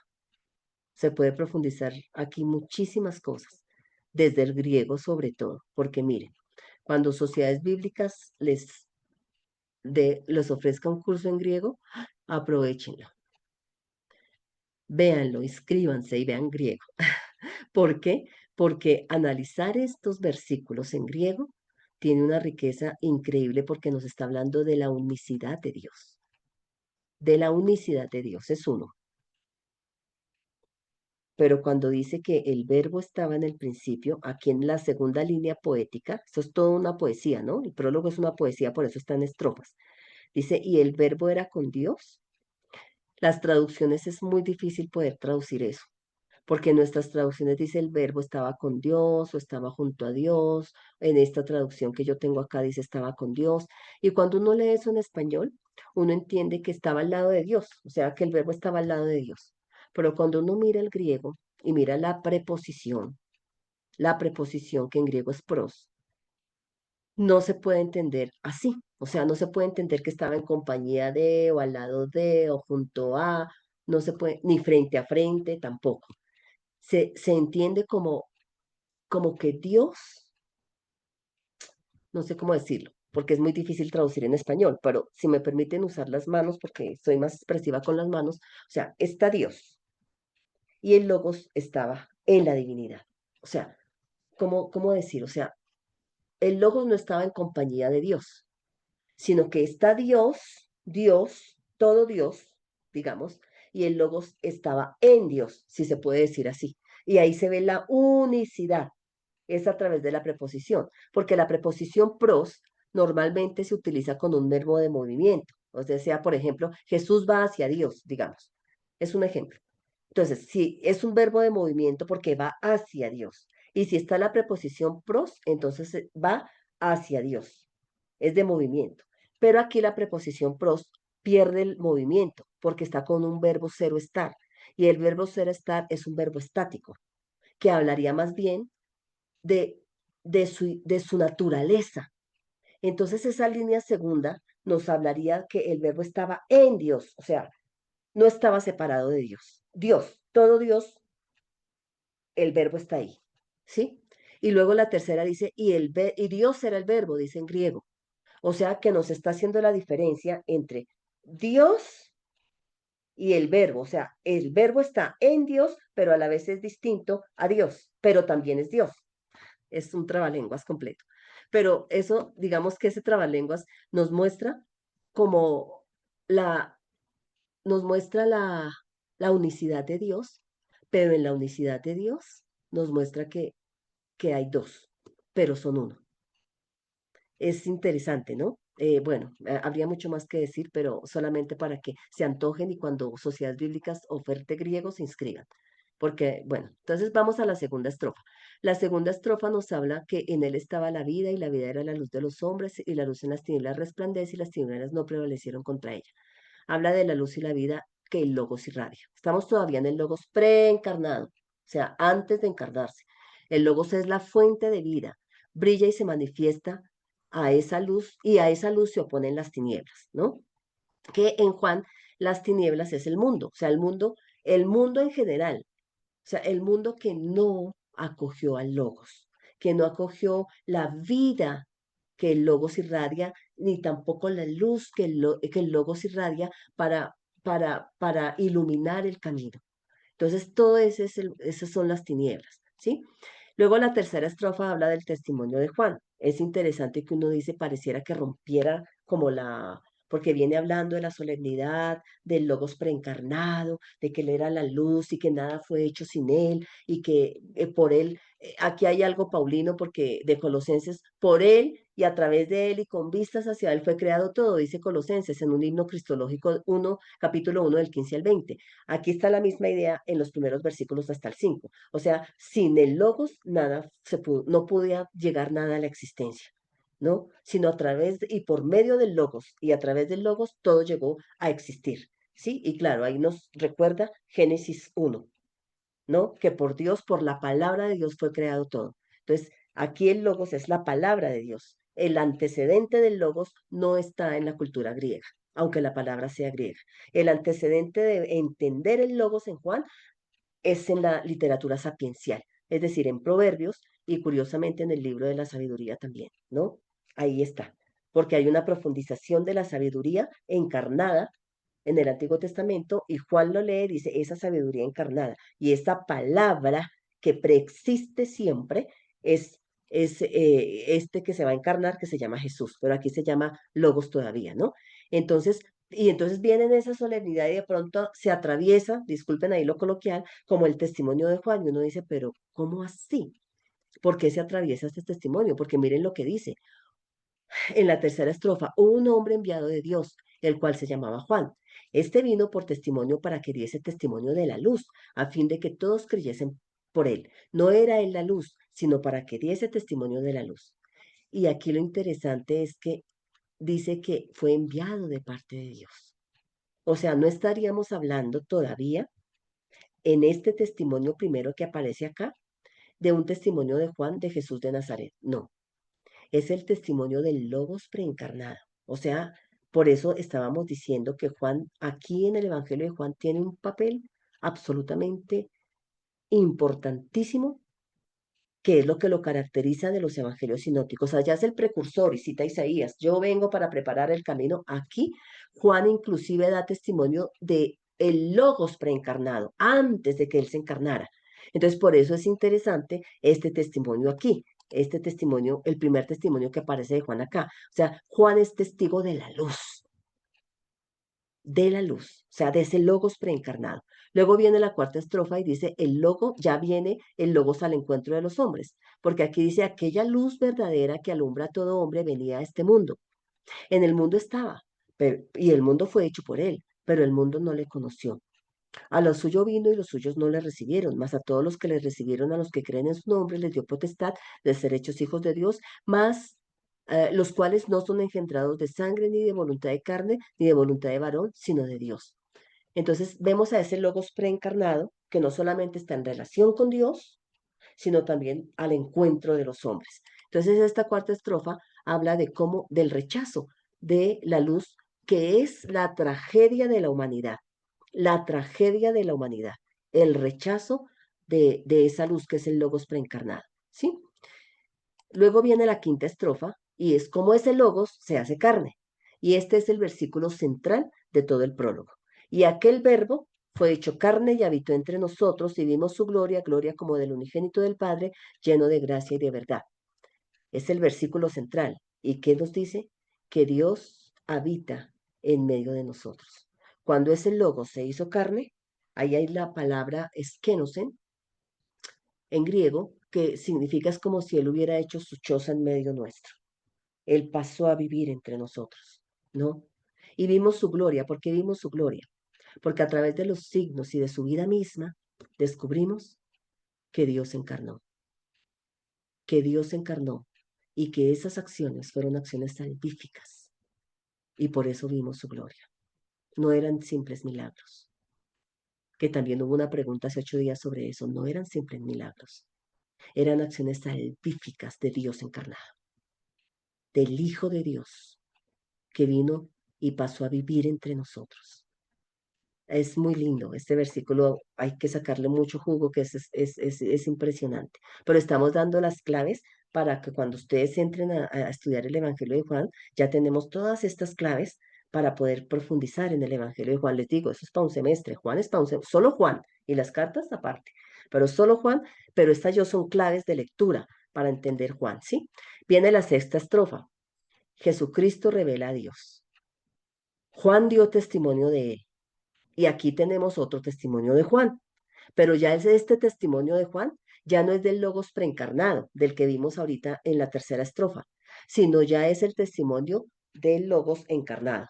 Dice, este es el quien yo decía, el que viene después de mí, antes de mí, es antes de mí, porque era primero que yo, porque de su plenitud tomamos todos, y gracia sobre gracia, pues la ley por medio de Moisés fue dada, pero la gracia y la verdad vinieron por medio de Jesucristo. A Dios nadie le vio jamás. El unigénito Hijo que está en el seno del Padre, Él le ha dado a conocer. Aquí también habría mucho que decir, porque aquí es el testimonio de Juan, pero ya del encarnado, ya no del logos preexistente. ¿Y qué está diciendo de él? Dice que, este es del que yo decía. Ah, ¿qué es lo que quiere decir parafraseándolo? Es que este es el que viene porque era antes que yo. ¿Y porque dice de su plenitud tomamos todos? Gracia sobre gracia, porque dice, la idea ahí es como que la primera gracia, porque no creamos que no hay gracia en el Antiguo Testamento, evidentemente hay gracia, tanto como en el Nuevo hay gracia, en el Antiguo hay gracia.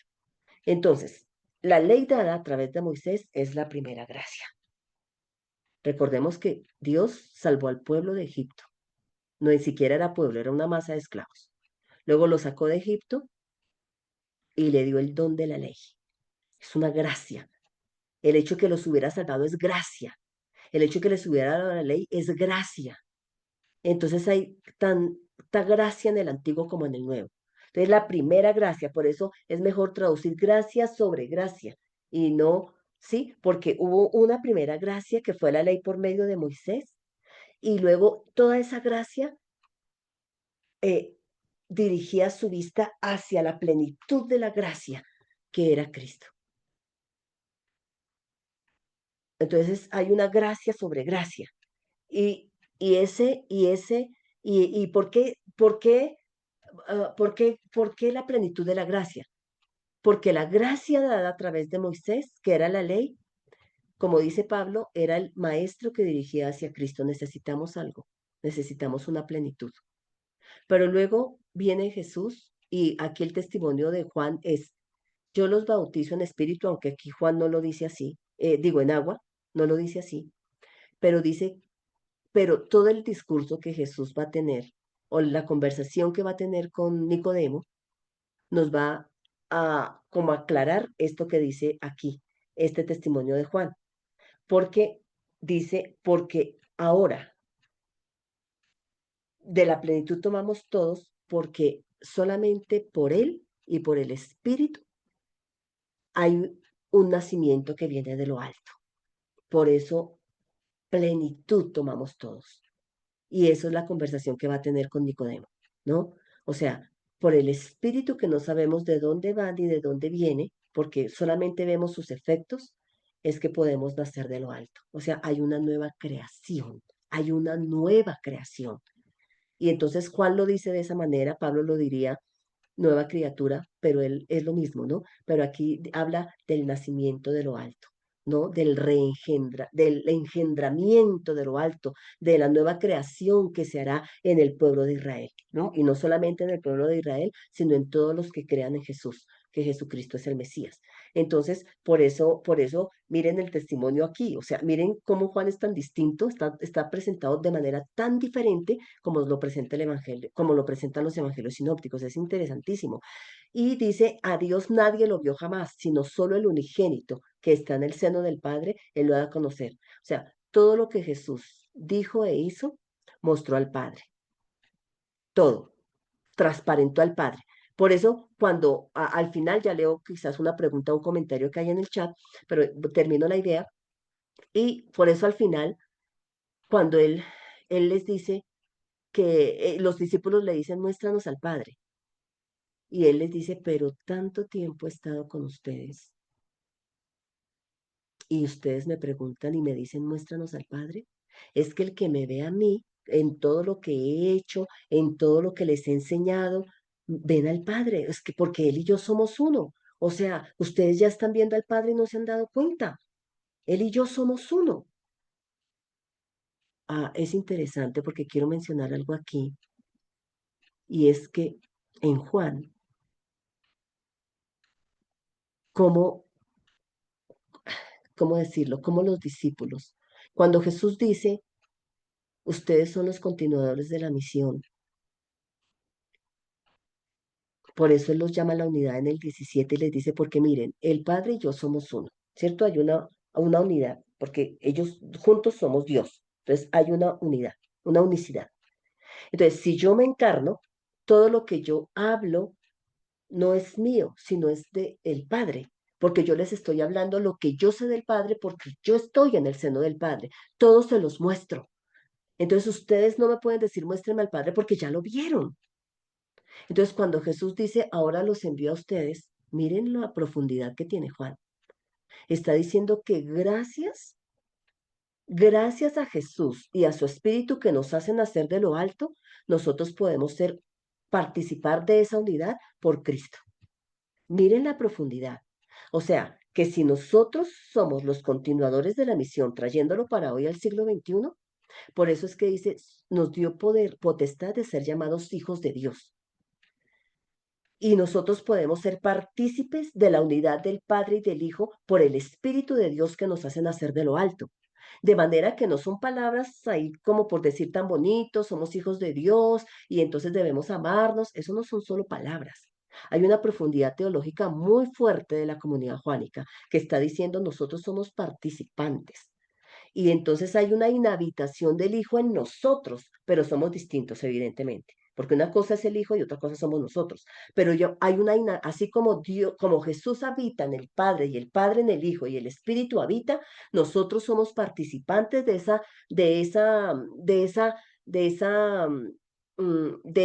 ¿cómo diríamos? De esa comunión por el Hijo y por el Espíritu que nos hacen hacer de lo alto. Claro, nosotros no somos divinos, pero hay una inhabitación de Cristo en el creyente de manera que cuando el creyente vive y habla, tiene que transparentar al Hijo, así como el Hijo transparentó al Padre.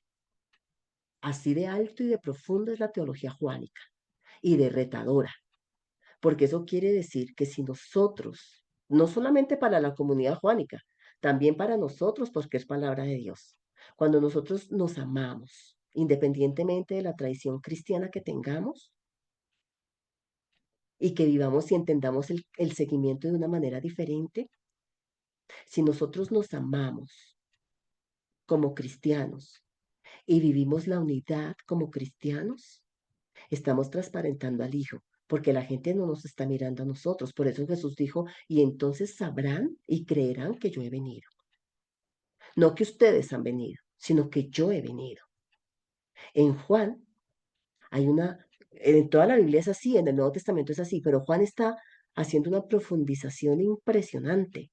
Por eso en el capítulo 14 dice, yo me voy para mandarles el Paráclito porque no los voy a dejar solos, pero dice, y el Padre y yo vendremos y habitaremos en ustedes. Todo Dios, Padre, Hijo y Espíritu, habita en el creyente. Y eso es posible por el engendramiento que viene de lo alto.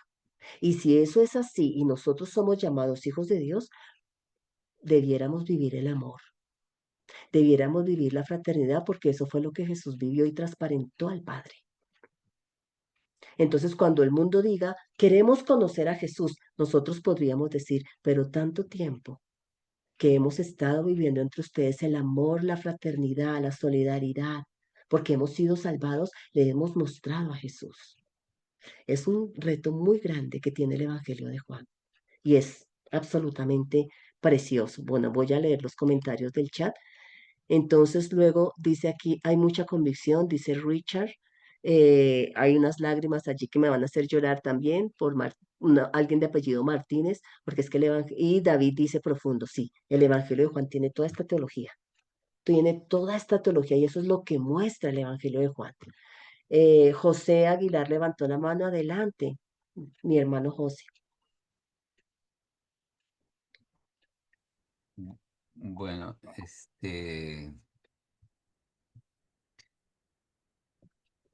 yo soy que era un poco fundamentalista y muy apegado a la letra, creo, por este tipo de educación que tengo.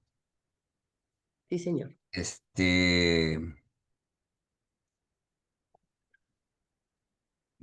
Pienso que todo lo que hemos hablado es un midrash, ¿no? Porque la teología en realidad es una interpretación muy personal. No, en este caso hemos tocado el tema y sí, es bastante teología, Ujú, pero si lo analizamos con el concepto hebraico inicial, en la cual Dios se supone que se revela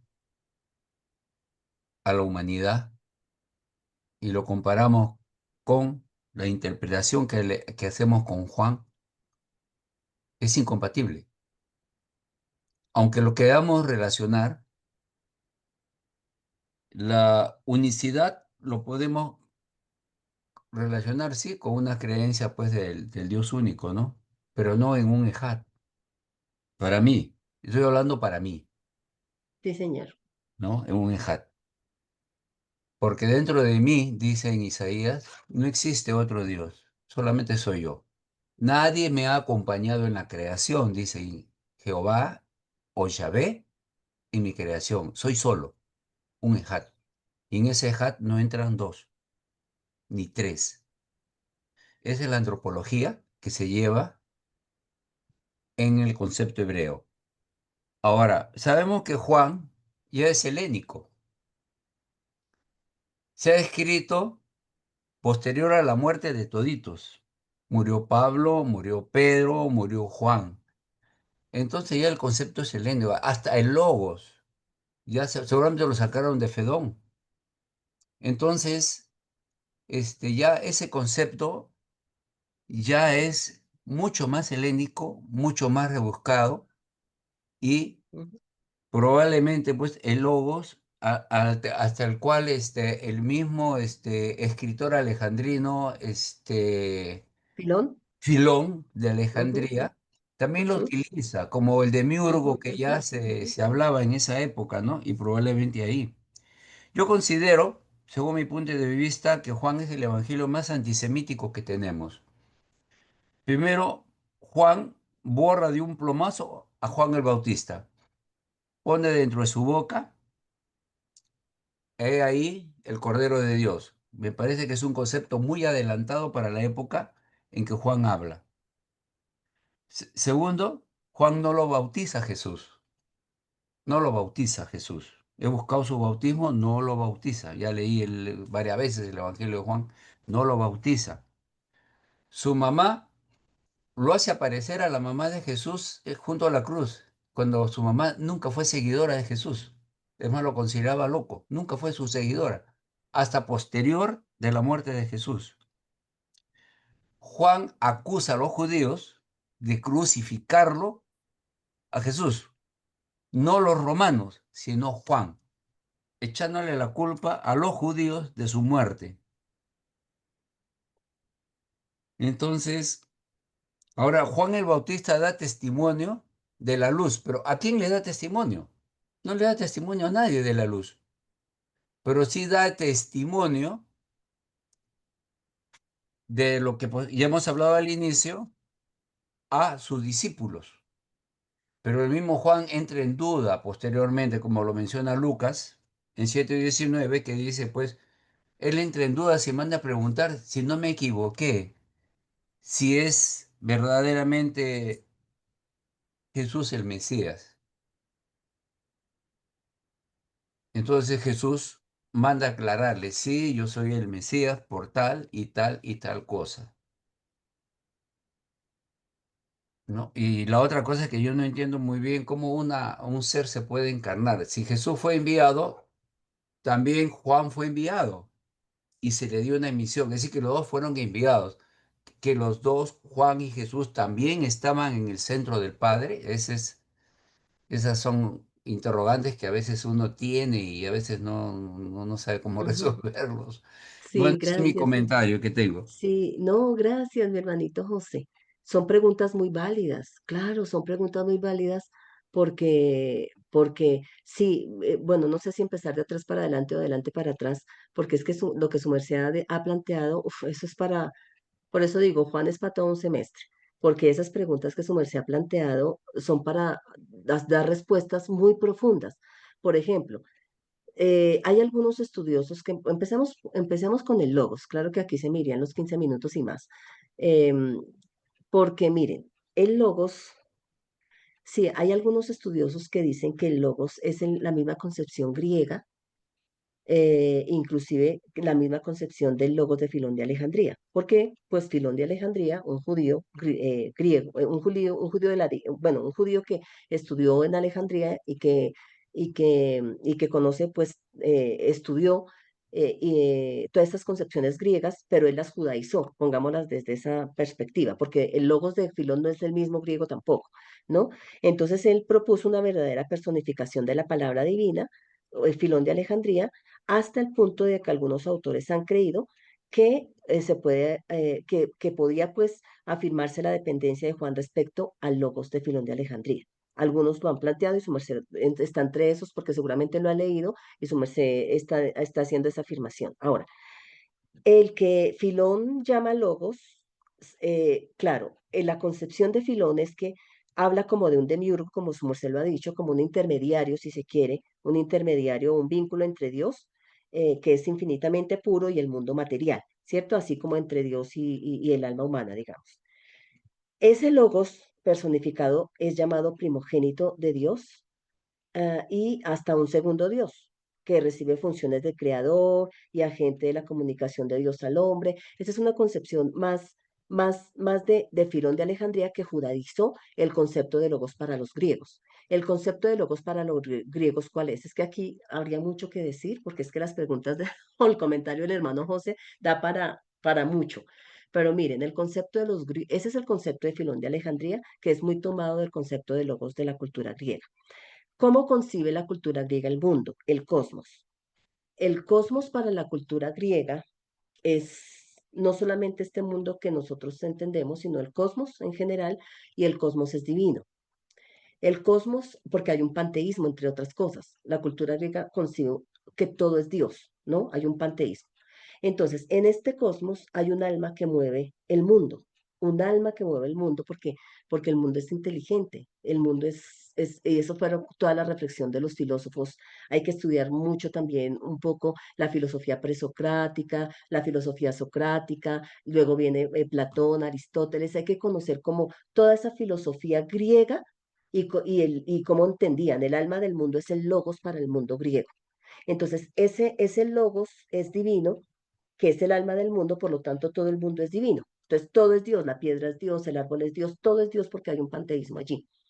Entonces, ese es el logos para, para la, para la cultura griega. Cuando nosotros estamos aquí parados en la comunidad joánica, eh, la comunidad joánica tuvo unos, como hemos venido diciendo desde la clase pasada, tuvo unos procesos de profundización en su concepción de Jesús de Nazaret. En esos procesos de profundización, la comunidad juánica misma dice que el paráclito, el otro paráclito, les revelará todas las cosas. Es decir, que nosotros podemos entender el Evangelio de Juan como una profundización teológica gracias al paráclito que llevó a la comunidad juánica a comprender una realidad más profunda de Jesús de Nazaret, que por eso el Evangelio de Juan tiene una cristología muy alta. ¿Mm? Entonces, el logos de Juan, aunque yo decía, el término griego es logos porque Juan está escribiendo en griego, no es la misma concepción griega, ni tampoco es la misma concepción de Filón de Alejandría, no es la misma, porque el antecedente del logos en Juan está en el Antiguo Testamento, está en la literatura sapiencial del Antiguo Testamento. Habría mucho que decir acá, pero pues el tiempo no nos alcanzó porque ya faltan 10 minutos para la una, pero podríamos, bueno, no nos alcanza el tiempo tampoco porque ayer de hoy en noche abordamos las cartas, pero bueno, así como a grandes rasgos. Eh, el antecedente del logos de Juan está en la literatura sapiencial, aunque la palabra sea logos en griego y no es igual la concepción ni de Filón, ni tampoco es igual la concepción griega. ¿Por qué? Porque en la concepción judía y en la concepción judeocristiana, no todo es Dios. El mundo no es Dios. Hay una clara diferencia entre el creador y la criatura. Entonces no es Dios. Es lo primero que habríamos, lo primero que tendríamos que decir. O sea, el mundo y el cosmos no fue dado, no fue emanado por Dios. Por eso no es Dios. Hay diferencias. Una cosa es el creador y otra cosa es la criatura. Hay una diferencia absolutamente abismal. Por lo tanto, el Evangelio de Juan hace una relectura de la tradición sapiencial y eso es un midrash y se la aplica a Jesús. O sea, Jesús es el logos encarnado de Dios, pero ese logos encarnado es Dios también. Por eso decía que ese versículo 1:1 de Juan tiene una profundidad muy grande, yo solo la pasé por encima. Hay otra cosa, mi hermano José, y es que no se rompe la unicidad de Dios, no se rompe la unicidad de Dios en el Evangelio de Juan. O sea, el Evangelio de Juan no rompe la unicidad, ese concepto de la unicidad de Dios, del Ejá del Antiguo Testamento. Yo soy uno, ¿cierto? Yo soy uno y no hay otro como yo, como dice Isaías y como dice el Shema. Escucha Israel, el Señor nuestro Dios es uno, Ejá, hay una unicidad de Dios. El Evangelio de Juan no la rompe. Precisamente por eso hay que aprender griego, para poder estudiar esos versículos 1. No rompe la unicidad de Dios. Por eso el 1:1 dice, en el principio era el verbo y el verbo estaba con Dios. O sea, el verbo estaba en Dios, no está rota la unicidad. Por eso hay que estudiar desde el griego eso, porque en una traducción no es posible hacer esa discusión, porque la traducción es la palabra de Dios también, pero la traducción, digamos que se ve a gata si se quiere para explicar, por ejemplo, este concepto. ¿Cómo traduzco eso? Entonces necesito ir al griego para poder entender. El Evangelio de Juan nunca rompe la unicidad de Dios, sigue existiendo la unicidad de Dios. Precisamente dice, el Padre y yo somos uno, y luego con una preposición cuando habla del Paráclito, dice yo les envío a otro, no dice halo, no dice héteros, porque en griego hay dos formas, o por lo menos dos formas de decir otro, héteros y halos.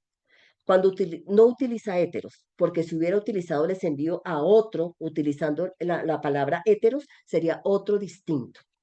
Pero utiliza la preposición alos para decir les envío a otro, pero de los mismos.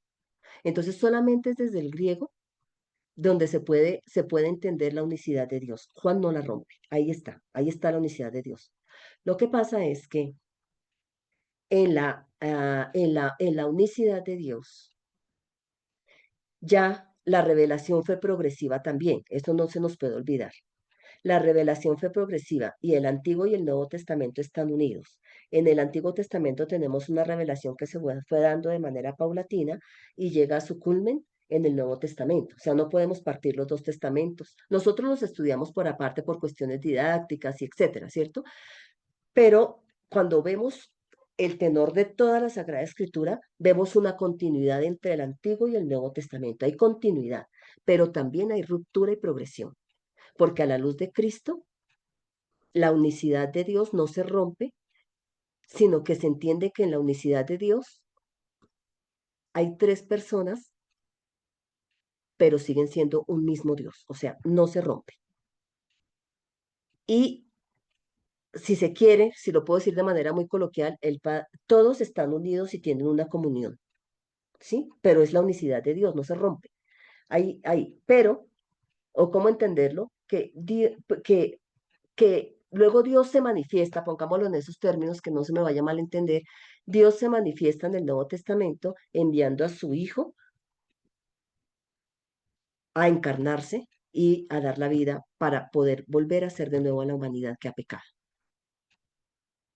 Entonces, no se ha roto la unicidad. Lo que pasa es que el judaísmo que logró abrazar la fe y logró comprender, como Pablo y los autores del Nuevo Testamento entendieron que la unicidad seguía, o si no, ellos no lo hubieran aceptado, ni tampoco aceptaron a tres dioses. O sea, la unicidad continúa, solo que ahora hay una revelación progresiva y mucho más alta en donde en esa unicidad de Dios, entonces Dios manda a su Hijo. Por eso Jesús dice, mire que en el Evangelio de Juan es clara la unicidad todo el tiempo, de pasta a pasta, no solamente en el versículo 1. Por eso estaba diciendo, y Jesús dice, el que me ve a mí ve al Padre, porque mi Padre y yo somos uno, no somos dos, somos uno.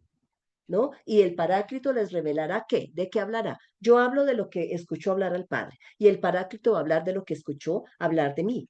Entonces, los tres, si se quiere, hay una unicidad perfecta y hay una comunión, pero cada uno tiene un papel, si se quiere, en ese plan de la salvación. Tiene un papel. Eso sería lo primero a grandes rasgos porque habría mucho más que decir y el logos tiene su antecedente en la tradición sapiencial, no en la tradición griega.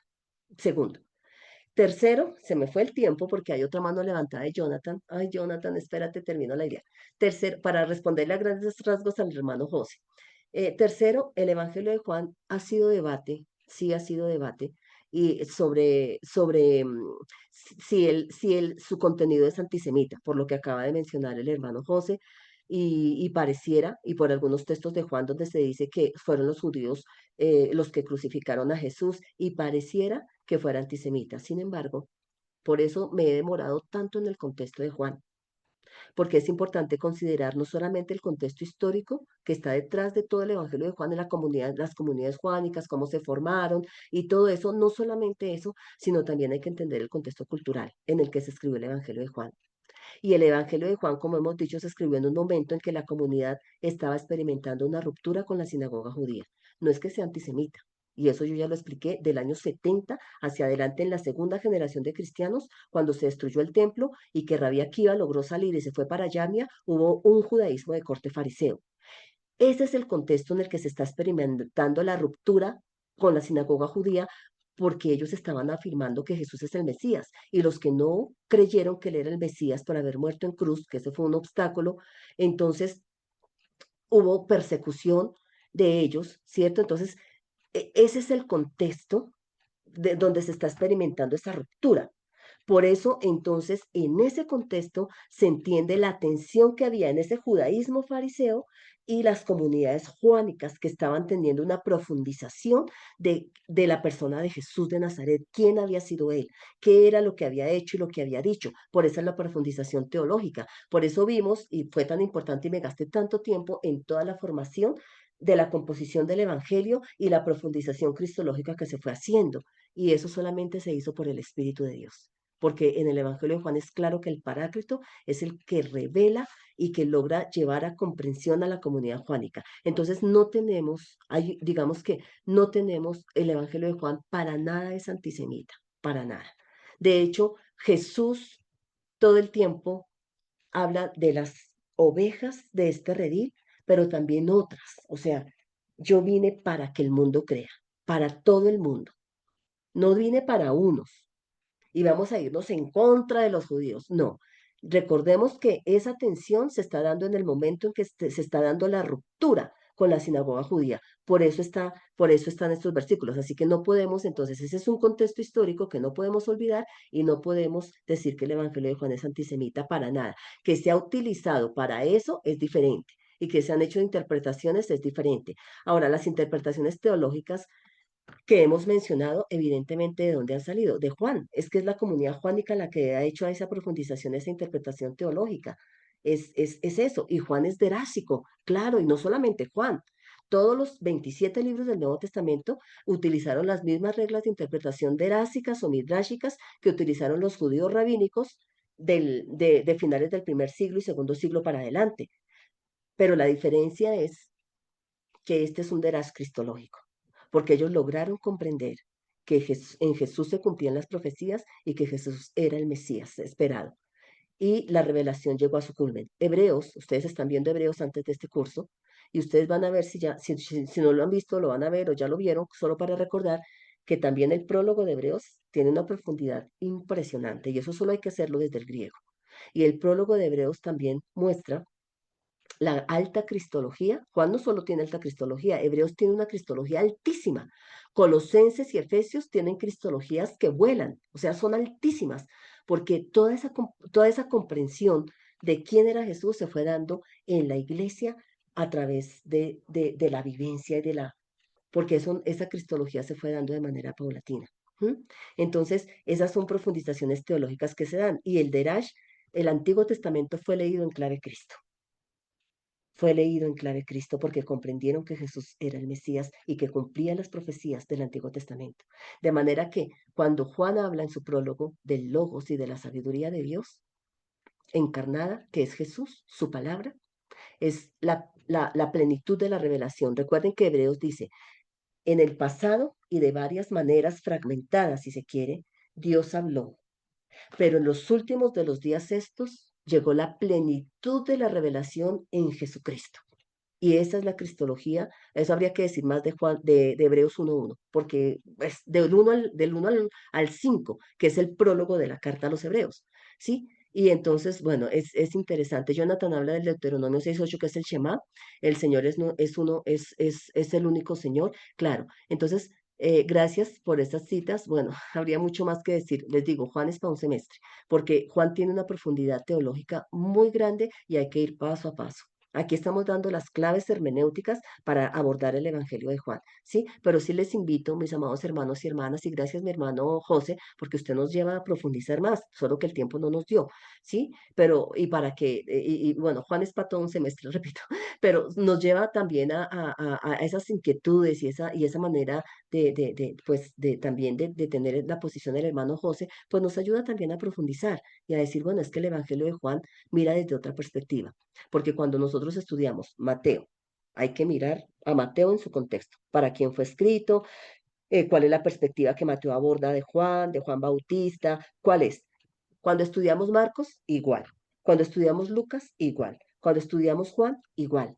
Por eso decía que el papel de Juan Bautista en el Evangelio de Juan es diferente, bueno, no digamos diferente, es una perspectiva desde donde lo aborda a cómo lo aborda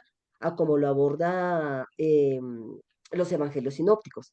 Entonces Juan aquí tiene un papel muy importante. De hecho, Juan es importantísimo en el Evangelio de Juan, tanto así que aparece muchas veces en el Evangelio de Juan. Entonces tiene un papel muy importante. Y luego ya miraríamos, porque Juan, claro, aquí digamos, no lo bautiza como aparece el relato en los evangelios sinópticos, pero sí hace mención. Dice, porque cuando el padre me dijo, bueno, no el padre, sino se me fue dicho, estoy parafraseando el texto, que sobre el que veas descender el Espíritu. O sea, sí hay mención de la tradición de el bautismo de Jesús por Juan, solo que no es tan mencionada acá porque tiene un propósito distinto, ¿no? Entonces, cada evangelista tiene un propósito teológico diferente y por eso para entender el propósito teológico de cada evangelio hay que entender el contexto en el que fue escrito, para quién fue escrito, cómo se formó, porque o si no, hacemos decir lo que los evangelios no dicen. Entonces, no podemos unificar Mateo, Marcos, Lucas y Juan. Cada evangelio es para una comunidad distinta, recoge la tradición de Jesús y la reinterpreta a la luz de las necesidades de sus comunidades. Y entonces por eso me dediqué mucho al contexto del Evangelio de Juan para poder entender el mensaje del Evangelio de Juan. Bueno, espero que a grandes rasgos haya podido aportar un poco a la pregunta o a las inquietudes del pastor o del hermano José. Habría mucho que decir. Jonathan, te dejé con la mano levantada, lo siento. eh, y bueno, seguiremos, seguiremos de hoy en ocho, le daremos culminación al Evangelio de Juan y seguimos con las cartas. Entonces, como ya leímos el Evangelio de Juan, le damos ahora las 3 cartas de Juan para de hoy en ocho. Entonces, un abrazo para todas y para todos, el Señor les bendiga y el Evangelio de Juan es preciosísimo. Muchas Bendiciones. gracias, profesora Elizabeth. Le invitamos a Jonathan, creo que ya salió. Igual puede poner su pregunta en el campus bíblico, ¿no? Y todos los que deseen también pueden hacerlo. Un gran abrazo, profesora Dios les Elizabeth. bendiga, Leticia.